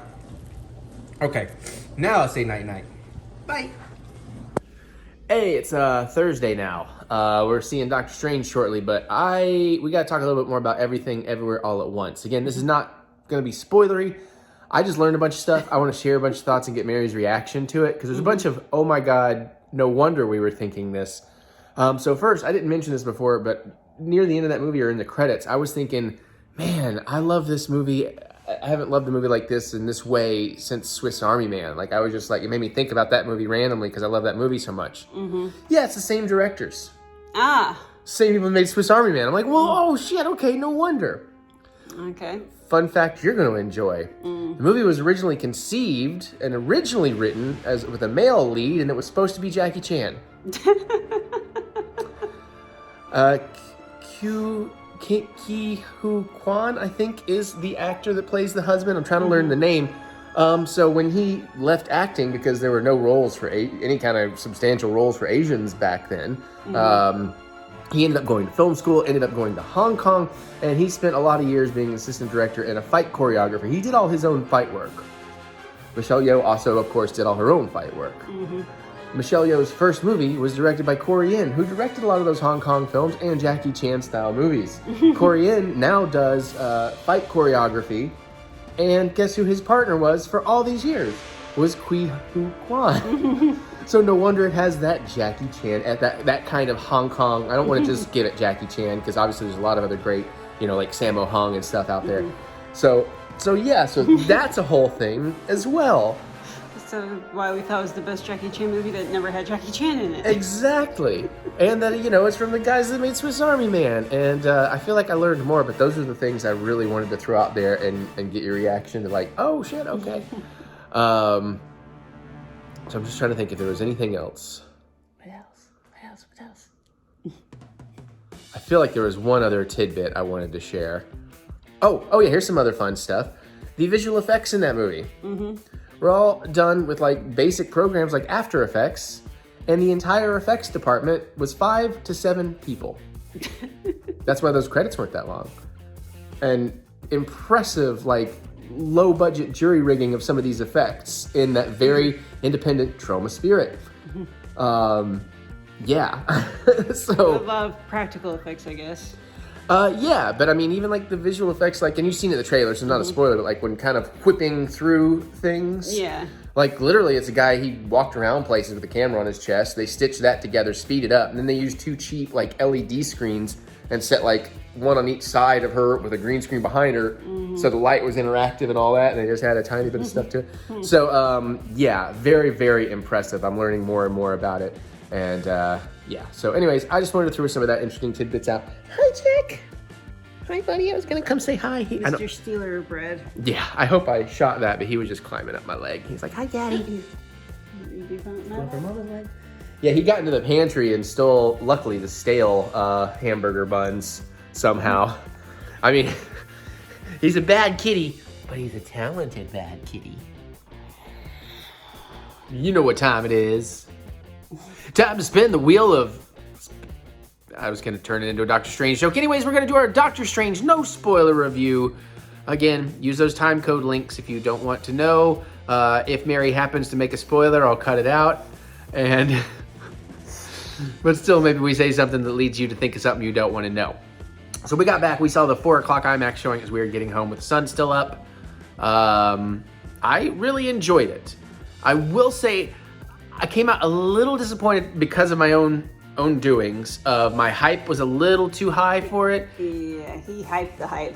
Well, not like extremely. I wasn't like, oh my god. Like, I wasn't expecting Spider-Man levels, but you know, that coupled with pretty much all but one surprise had already been either shown in trailers or spoiled for me. So that was kind of a bummer. But once you get past that, it's going to be one of those movies I enjoy more the more I see it, especially because now I totally get why Kevin Feige was like, hey, Evil Dead 2 fans are going to be very happy with this. And yes, yes. Even if you don't give a shit about Marvel, you've gotten off that hype train, but you like Evil Dead, Army of Darkness, and you like Sam Raimi, you probably should see this at some point just for that. Yeah, you can see the Sam all over it. Oh, yeah, yeah. And some other things that I'm not going to spoil about it. Also,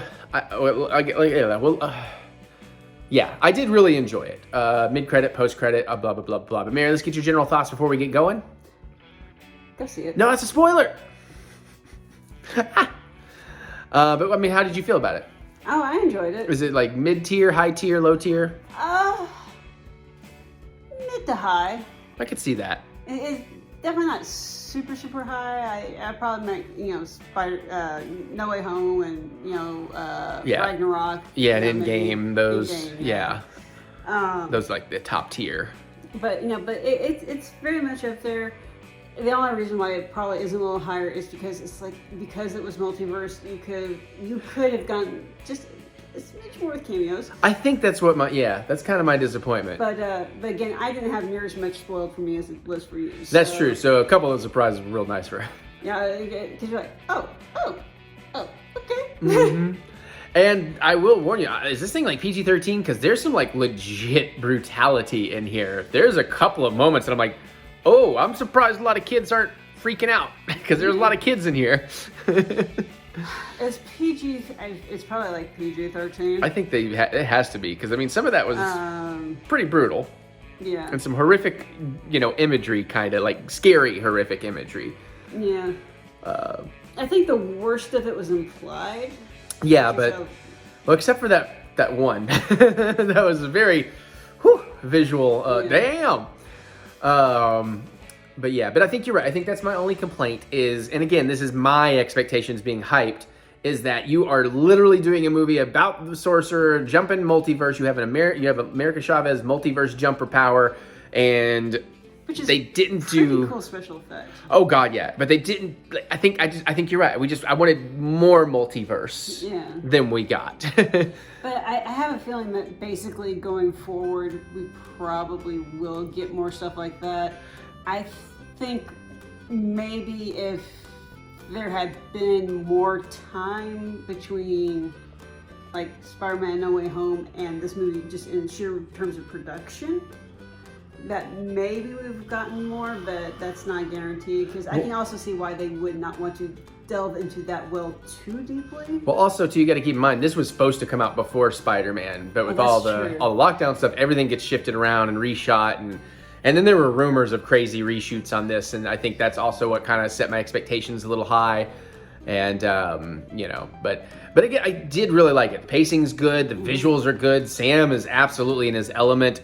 Danny Elfman doing the music early in this movie, you almost feel like you're watching Sam Raimi's Spider-Man 2, like in tone and feel. Like there's some definitely Raimiisms, and then that coupled with that Danny Elfman feel of the music, it was really cool. And there's some spectacular stuff done with the music in here. There's one sequence of like music and sound design that is know what you're talking yeah about. is mind-blowingly inventive, and the composer and the sound team were just having a blast creating that sequence. And it's also very much a sequel to WandaVision. So, I definitely think if you haven't seen WandaVision yet, I don't know why. You need to go see WandaVision. Yeah, it's great, but it's definitely, you need the context of WandaVision to fully appreciate this story. America Chavez, fantastic. I'd love to see more of this character. I like how they did it. I like the story. I like the performance.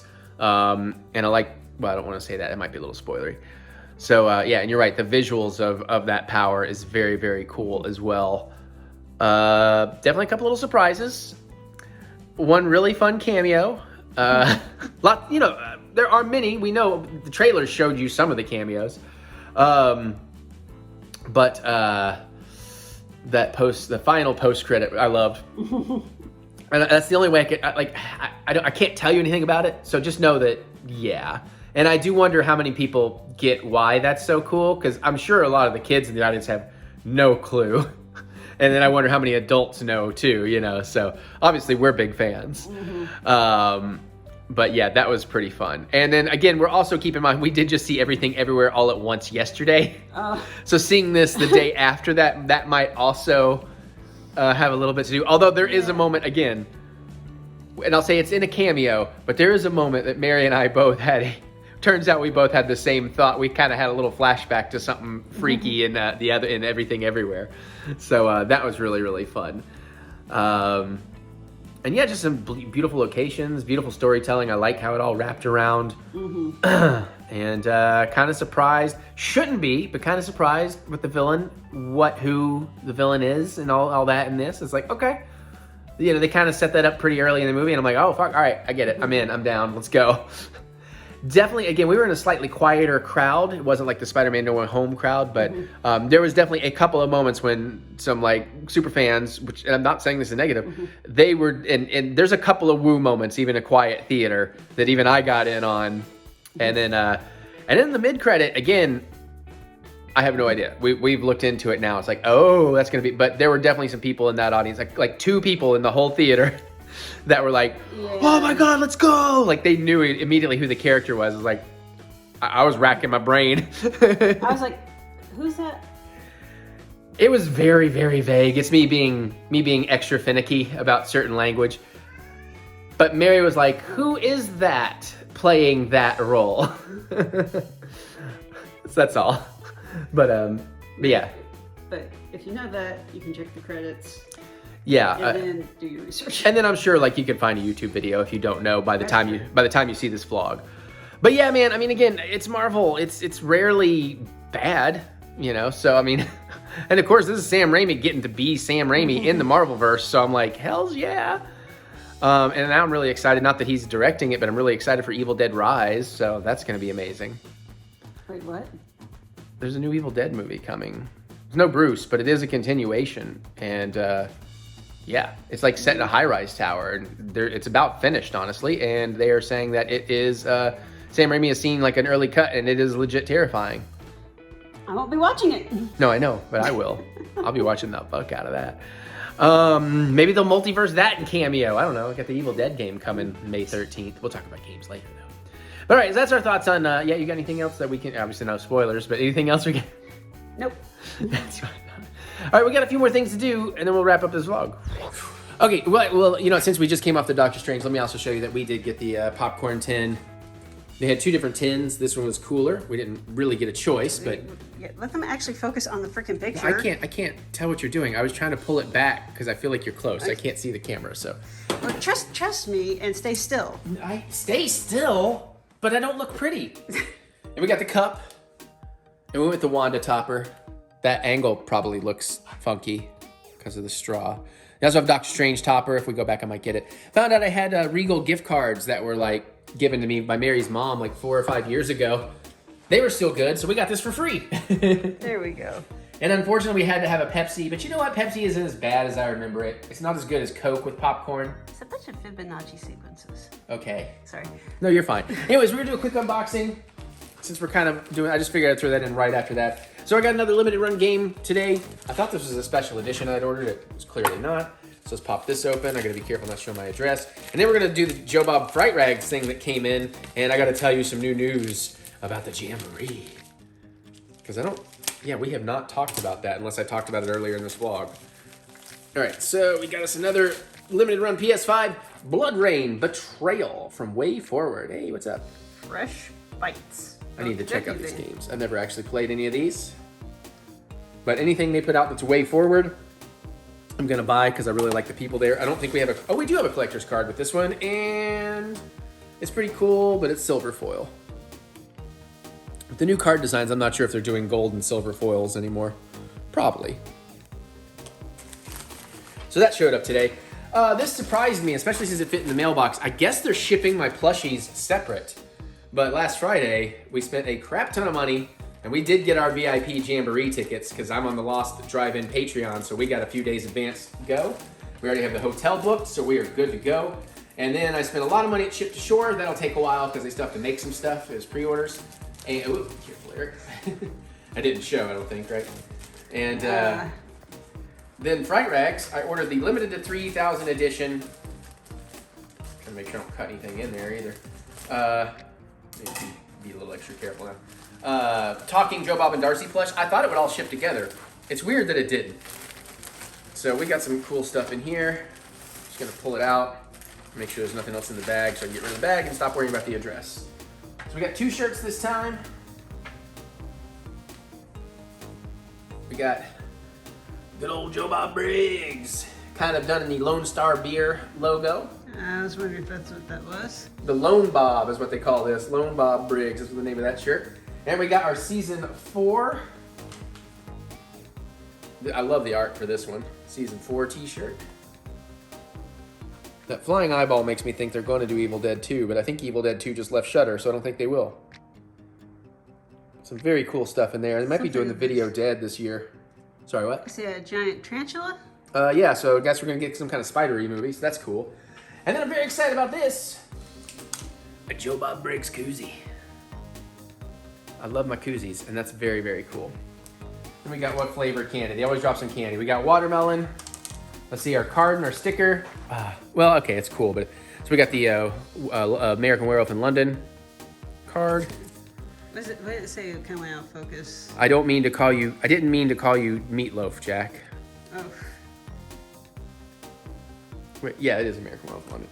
And we got the Thing sticker. I saw somebody get the Snake Plissken G.I. Joe one. I was kind of hoping I got that, but this is pretty dope too. I do love John Carpenter's The Thing. So that's that unboxing. Let me do a thing. Okay, so real quick, just about the Jamboree. Today, they announced stuff going down, and I am incredibly excited. Friday night, Darcy got to program. They've been saying it's a 40th anniversary, I think, of a movie with cast and crew and interruptions. They're going to riff on the movie. They're doing Halloween 3. Tom Atkins is going to be there, and the director and the lady star. And Mary's going to have to watch Joe Bob shit all over it, but I'm excited for that. That's amazing. Again, with the special on Saturday, which is not a live show, it's a show recreation. They aren't telling us the guests or any of that. That makes sense. For the convention, they have announced a bunch of guests, and yes, Felissa Rose is going to be there. Very excited about it. Of course, Dave Sheridan, you know, Doofy from the Scary Movies. He always parties with her. They might be a thing. I think they're a thing. And then there were some other people. Kelly Maroney, Honey, the original Mail Girl. God, there's some other people. I was really hoping they're still adding people. I'm still hoping for Lloyd Kaufman and Barbara Crampton. But there's some other really cool guests as well. I just blanking off the top of my head because I really want to talk about who I really want to talk about, which is motherfucking Jonah Ray is going to be there. Yeah, that Jonah Ray, the stand-up comedian who used to do a lot of stuff with Camille Nanjiani and is, you know, Jonah Heston on Mystery Science Theater 3000 and did that Weird Al lyrics over new punk rock music album that I love oh so much. And we did get to see perform live. And now I'm suggesting the Lost Drive-In, hey, can y'all like book him? Maybe even the big John Brennan's Big Feet would back him up or something. And I'm like, maybe I can, you know, I mean, it's no secret. You don't know all the details, but you see in the photo, I jammed with John Brennan at the last Jamboree. I'm like, can I jam with John and Jonah this Jamboree? Damn, that's a lot of J's. I'm going to jam with John and Jonah at the Jamboree, man. Maybe it'd be a jam. How about there's a jam for me with John and Jonah at the Jamboree. Hanging with John and Jonah at the Jamboree. But yeah, I'm really excited about that. And he's going to riff a movie. I was so excited, I'm not even sure if they told me what movie. But he's going to riff one of the... Oh, no, they just said something from the Last Drive-In archives. So he's going to riff something, man, which is fun because we saw him and his crew riff at the comedy show we saw him at. And that's amazing. And of course, he's going to be a guest at the convention. And, you know, since I do have some friends in that actually do, you know. Hi, friends. I know at least one of them watches some of these vlogs. I don't know if they watch all of them, but just know I'm a super fan. Mary and I joke that Jonah is my boyfriend. Because Mary just saw how enamored I was with him, like, because I just think he's so freaking cool, you know, so. And honestly, too, when we met him, you might get a kick out of this, especially mutant fan people that like this. He thought it was really cool that he's like, are you wearing a Monster Vision shirt under your Mystery Science Theater hoodie? I was like, yep. He's like, that's awesome. I was like, fuck yeah. But yeah, anyway, so I'm very, very excited about that. Huge news for the Jamboree. And of course, we'll get the double feature on Saturday. We got the they don't call it Mutant Fest. I forget what they changed the name now to, the film festival with the shorts and the features. Still giving out hubbies, which are hubcap awards. My buddy Nick Brown has the one for loss prevention since he produced that. And that ought to be really, really fun. And I'm just terribly excited. I just... The only problem I have is on the goddamn weekend that Thor Love and Thunder opens. So now I'm like, I hope they don't add anything on Thursday. And now I have to figure out what's a great IMAX theater in Memphis near our hotel so I can be ready to try and fight for tickets there. Because Mary, I don't think either of us want to wait all weekend trying to avoid spoilers for Thor Love and Thunder. Are we at the type of a hotel that has a concierge? Oh, yeah, probably. Ask them. Yeah. Well, I need to know, like, now. Oh, well, you know, not now, but soon. Oh, shit, we should have mentioned this in the other thing. But hey, random fact. Avatar 2 teaser. Looks great. I'm back on the hype train. Mary's really excited. It's gorgeous looking. Yep. All right. I'm sure there's more. I still have got to talk about video games and wrap this up tonight, but I don't know if we're going to review anything else in this video or make any more cocktails. But I haven't had anything to drink. By the way, it's 8:14 p.m. and I am sober. What? Got to fix that. All right, let me have some wine. Mary and I have a couple of Halos and the Picard finale and Strange New Worlds premiere. I don't think we're getting to all of that, but let's go see. Oh, and I got to run dishes so her coffee pot's ready. Let's go see what we do. I'll talk to y'all in a bit. Okay, it is 11:55 p.m. on Cinco de Mayo, May 5th. I totally forgot it's Cinco de Mayo. Didn't do any celebration that way. No margaritas, no tacos. But, let's do the gaming segment. I'm probably going to give you 2 segments and wrap up because I actually stuff to finish this. We'll talk about that in the wrap up, part of my process. But hey, what am I playing? Well, actually, I have put in some more time on WWE 2K and still enjoying that. I actually set up a second faction today just to kind of play with some different dudes and play with like Samoa Joe and Osmo? I like that guy, but I can't think of his name. And like Rikishi and stuff, and just for fun to see. So I put some like lower tier cards in, plus they're Evo cards, so I'll evolve them. But it is true. You do get matched with a team just slightly bigger than you. So that is part of the fun too, I guess. I've just been trying to power through it with powerful cards. It's like, you don't have to do powerful cards. It'll match you with anybody. Play with the characters you want to play with. So that's pretty cool. You know, earning stuff, getting... Oh, there have been 2 new... Well, there's like, they just released another card pack set, and there was a card pack set before that, and I have not spent any actual money on these card packs. So I'm getting better. Granted, the itch is starting to happen, because I'm like, I really want to get some more cards. I'm 6 away from another level.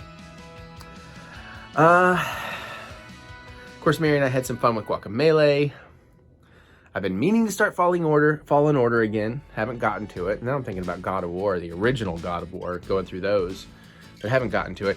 I do feel like I played something else for real. Oh, I did some F1 for rewards points. That one was okay. I think, was it Forza 5? I did some of that also for rewards points, but I kind of liked it. I kind of had fun with that. Like, I would play a little bit more of that. I might. Like, it's kind of crazy. I suck at it. But I enjoyed it. I have this one clip I saved where I'm so out of control, but I'm not bad at like reversing and then shifting forward, to where I literally did like a 360 around another car and like kept in motion the whole time. And so I saved a clip of that. I thought that was pretty fun and cool. And if you're on my Xbox, I guess you can see my clips, my game clips. I should look into that if you can just see it if you're one of my Xbox friends. And if you're not, be one. So that was pretty fun. I played a little bit of the NBA 2K22. Actually, no, I didn't. I just set up and did a shoe thing to get the easiest achievement to get those points. So, but I mean, I could get into. They have a My Faction type mode, like wrestling. I forget what they call it over there, but if I was guaranteed to be able to put together former UK Wildcats as a whole team, I might enjoy doing that a little more. But I don't know if I have the time to put into trying to do that. That could be fun though. I feel like I played something else at least for a few minutes, and I don't know what. I told you the story about Final Fantasy VII already and having the upgrade, so I'll get to that. I'm already at like 34,000 rewards points in basically a month, so I'm getting pretty good at gaining those rewards points. And 91,000, I get $100 at Xbox, so that's great. I'm itching to play this, actually. I'm starting... Any Call of Duty I haven't played, I'm starting to get an itch to play a Call of Duty. Just, put it on easy, play the story mode, just for the experience, like I'm running through a Michael Bay movie. Again, I don't do those so much for the challenge as much as just... That's how I look at Call of Duty games. They're kind of like, if you play the story mode, they're just kind of big fucking... Michael Bay-esque movies, war movies. So I'm down for that. I miss Far Cry 6. I gotta get back to that. I just had a thought. Oh, I pre-ordered. I'm glad I waited, because it did, as I kind of anticipated, became a punch card on Xbox Rewards, and I got 4,000 points for it. But I have pre-ordered Evil Dead the game, so I'm very excited to be checking that out May 13th. So definitely hit me up on Xbox if you want to play, because I got to start eventually playing some online stuff. I got to get into that, but I got to find people I'm comfortable playing with. And I don't just want to go play with strangers. I'm not ready for that. So, Legend of Zeppo, all one word. That is my PlayStation and my Xbox name. Friend me, maybe I'll get back to you. If I know who you are, I'll definitely try to get back to you and friend you back. Bought some more Star Wars games. They were on sale for May the 4th, so I got like Lego Star Wars the original, Lego Star Wars the Complete Saga, or I guess it was Lego Star Wars 2 and Lego Star Wars the Complete Saga. I grabbed Racer on Xbox. I grabbed Squadrons on Xbox. I think that's all. But they were all like on super sale, so I'm just kind of buying all the Star Wars games when I can, just to go over there and play for achievements, if nothing else. What else? I feel like there was something else, but I don't know. I got to start up my Star Wars Battlefront 2 campaign for the Let's Plays on my May Let's Plays. I'm going to do that Saturday. So I'll start doing that, and we'll talk about that some next week, I suppose. Yeah, I think that's it in the gaming. I don't think I did. I don't know if this was, I don't think I've talked about it anyways. I did finally update my Switch and go check out some of those new Mario Kart tracks with the expansion pass that I have. I didn't actually play any, but I'm kind of excited about getting into that. And some of the other like N64 games and stuff they've added, because I just fell off my Switch game. I was like such a Switch fanboy, and I'm still a fanboy, but once I got all those Xboxes, I'm like, I like this more. I'm going to do this more. Got to figure out how to take an Xbox to the Jamboree though, and on honeymoon. And I know that sounds crazy, but it's literally just because I have a mad fucking streak of rewards going, and you get more points the longer your streak runs, and I don't want to fucking ruin that. And I know Mary understands that because she does it on the game she plays on her phone every day. It's just I can't do what I need to do on my phone, so I'm like, maybe I'll just take an S with me. You know, and then again, like the last vacation we had in Jamaica, I ended up sick for the back half of it. She got sick the day we left, and then she was sick the front half, and I was sick the back half, and it kind of fucking sucked, except we were able to enjoy New Year's Eve. That was about it. That's when I started getting symptoms and she was feeling better. That's also, but like having one in that regard would have been great. You know what I'm saying? But yeah, so I think that's pretty much it in the, what are we playing? Yeah. All right, let's do this. I got to move on. All right, let's just do some quick final thoughts and wrap-ups. Very, very excited about the Jamboree and these new guest announcements, with more guest announcements to come, and just the fact they're going to do Halloween 3 and all that kind of stuff. And my plushies, my Joe Bob plushies, they did actually ship today, so I did look into that, and that's all good. Halo, the series, it's just here and there, here and there, here and there. Picard was a kind of a real... so we just finished that. We would have reviewed it, but there's just too much in this video already. I just watched the video, a whole bunch of margaritas. I'm excited about that. I feel like I had some specific things I was going to tell you here before I wrapped out, and now I can't think of what they were. It was moments ago I was going to tell you too. But yeah, I think that's plenty, right? That's enough. Anything else, it doesn't matter, or I'll remember to tell you some other time. But I should wrap this up and get out of here. So, because I still have to process today's clips, transfer them, process them, import them, edit them, time code log them, color correct them, render them, export the whole vlog, upload the whole vlog, and I have to schedule it tonight. So it'll come out, because it's going to come out when I'm sleeping tomorrow. That's why I normally do the vlogs on Wednesday, so I can upload them late Wednesday night or even Thursday afternoon if I need to, and then I still have Thursday night to schedule them. But I knew we wanted to get our Doctor Strange thing in here, so that's why I kind of waited a day. Yeah, next week, Tournament of Toasties, that'll be fun. Week after that, I'm thinking, don't hold me to it, but I'm thinking I might do something from the Star Wars cookbook. They also have cocktails in there, so we can keep a little Star Wars love going. Super stoked for Obi-Wan. Wish I could have gone to Star Wars Celebration. But if I had to choose, Jamboree's going to win. As much as I love Star Wars, the Mutant family, the Jamboree, those are my people. And now I can not only hang out with, like, my Mutant fam, but Jonah Ray's going to be there, who I know is part of the Mutant fam. You know, lots of greatness. So I'm very, very excited. Exciting times. But comment below. Let me know. What do you think?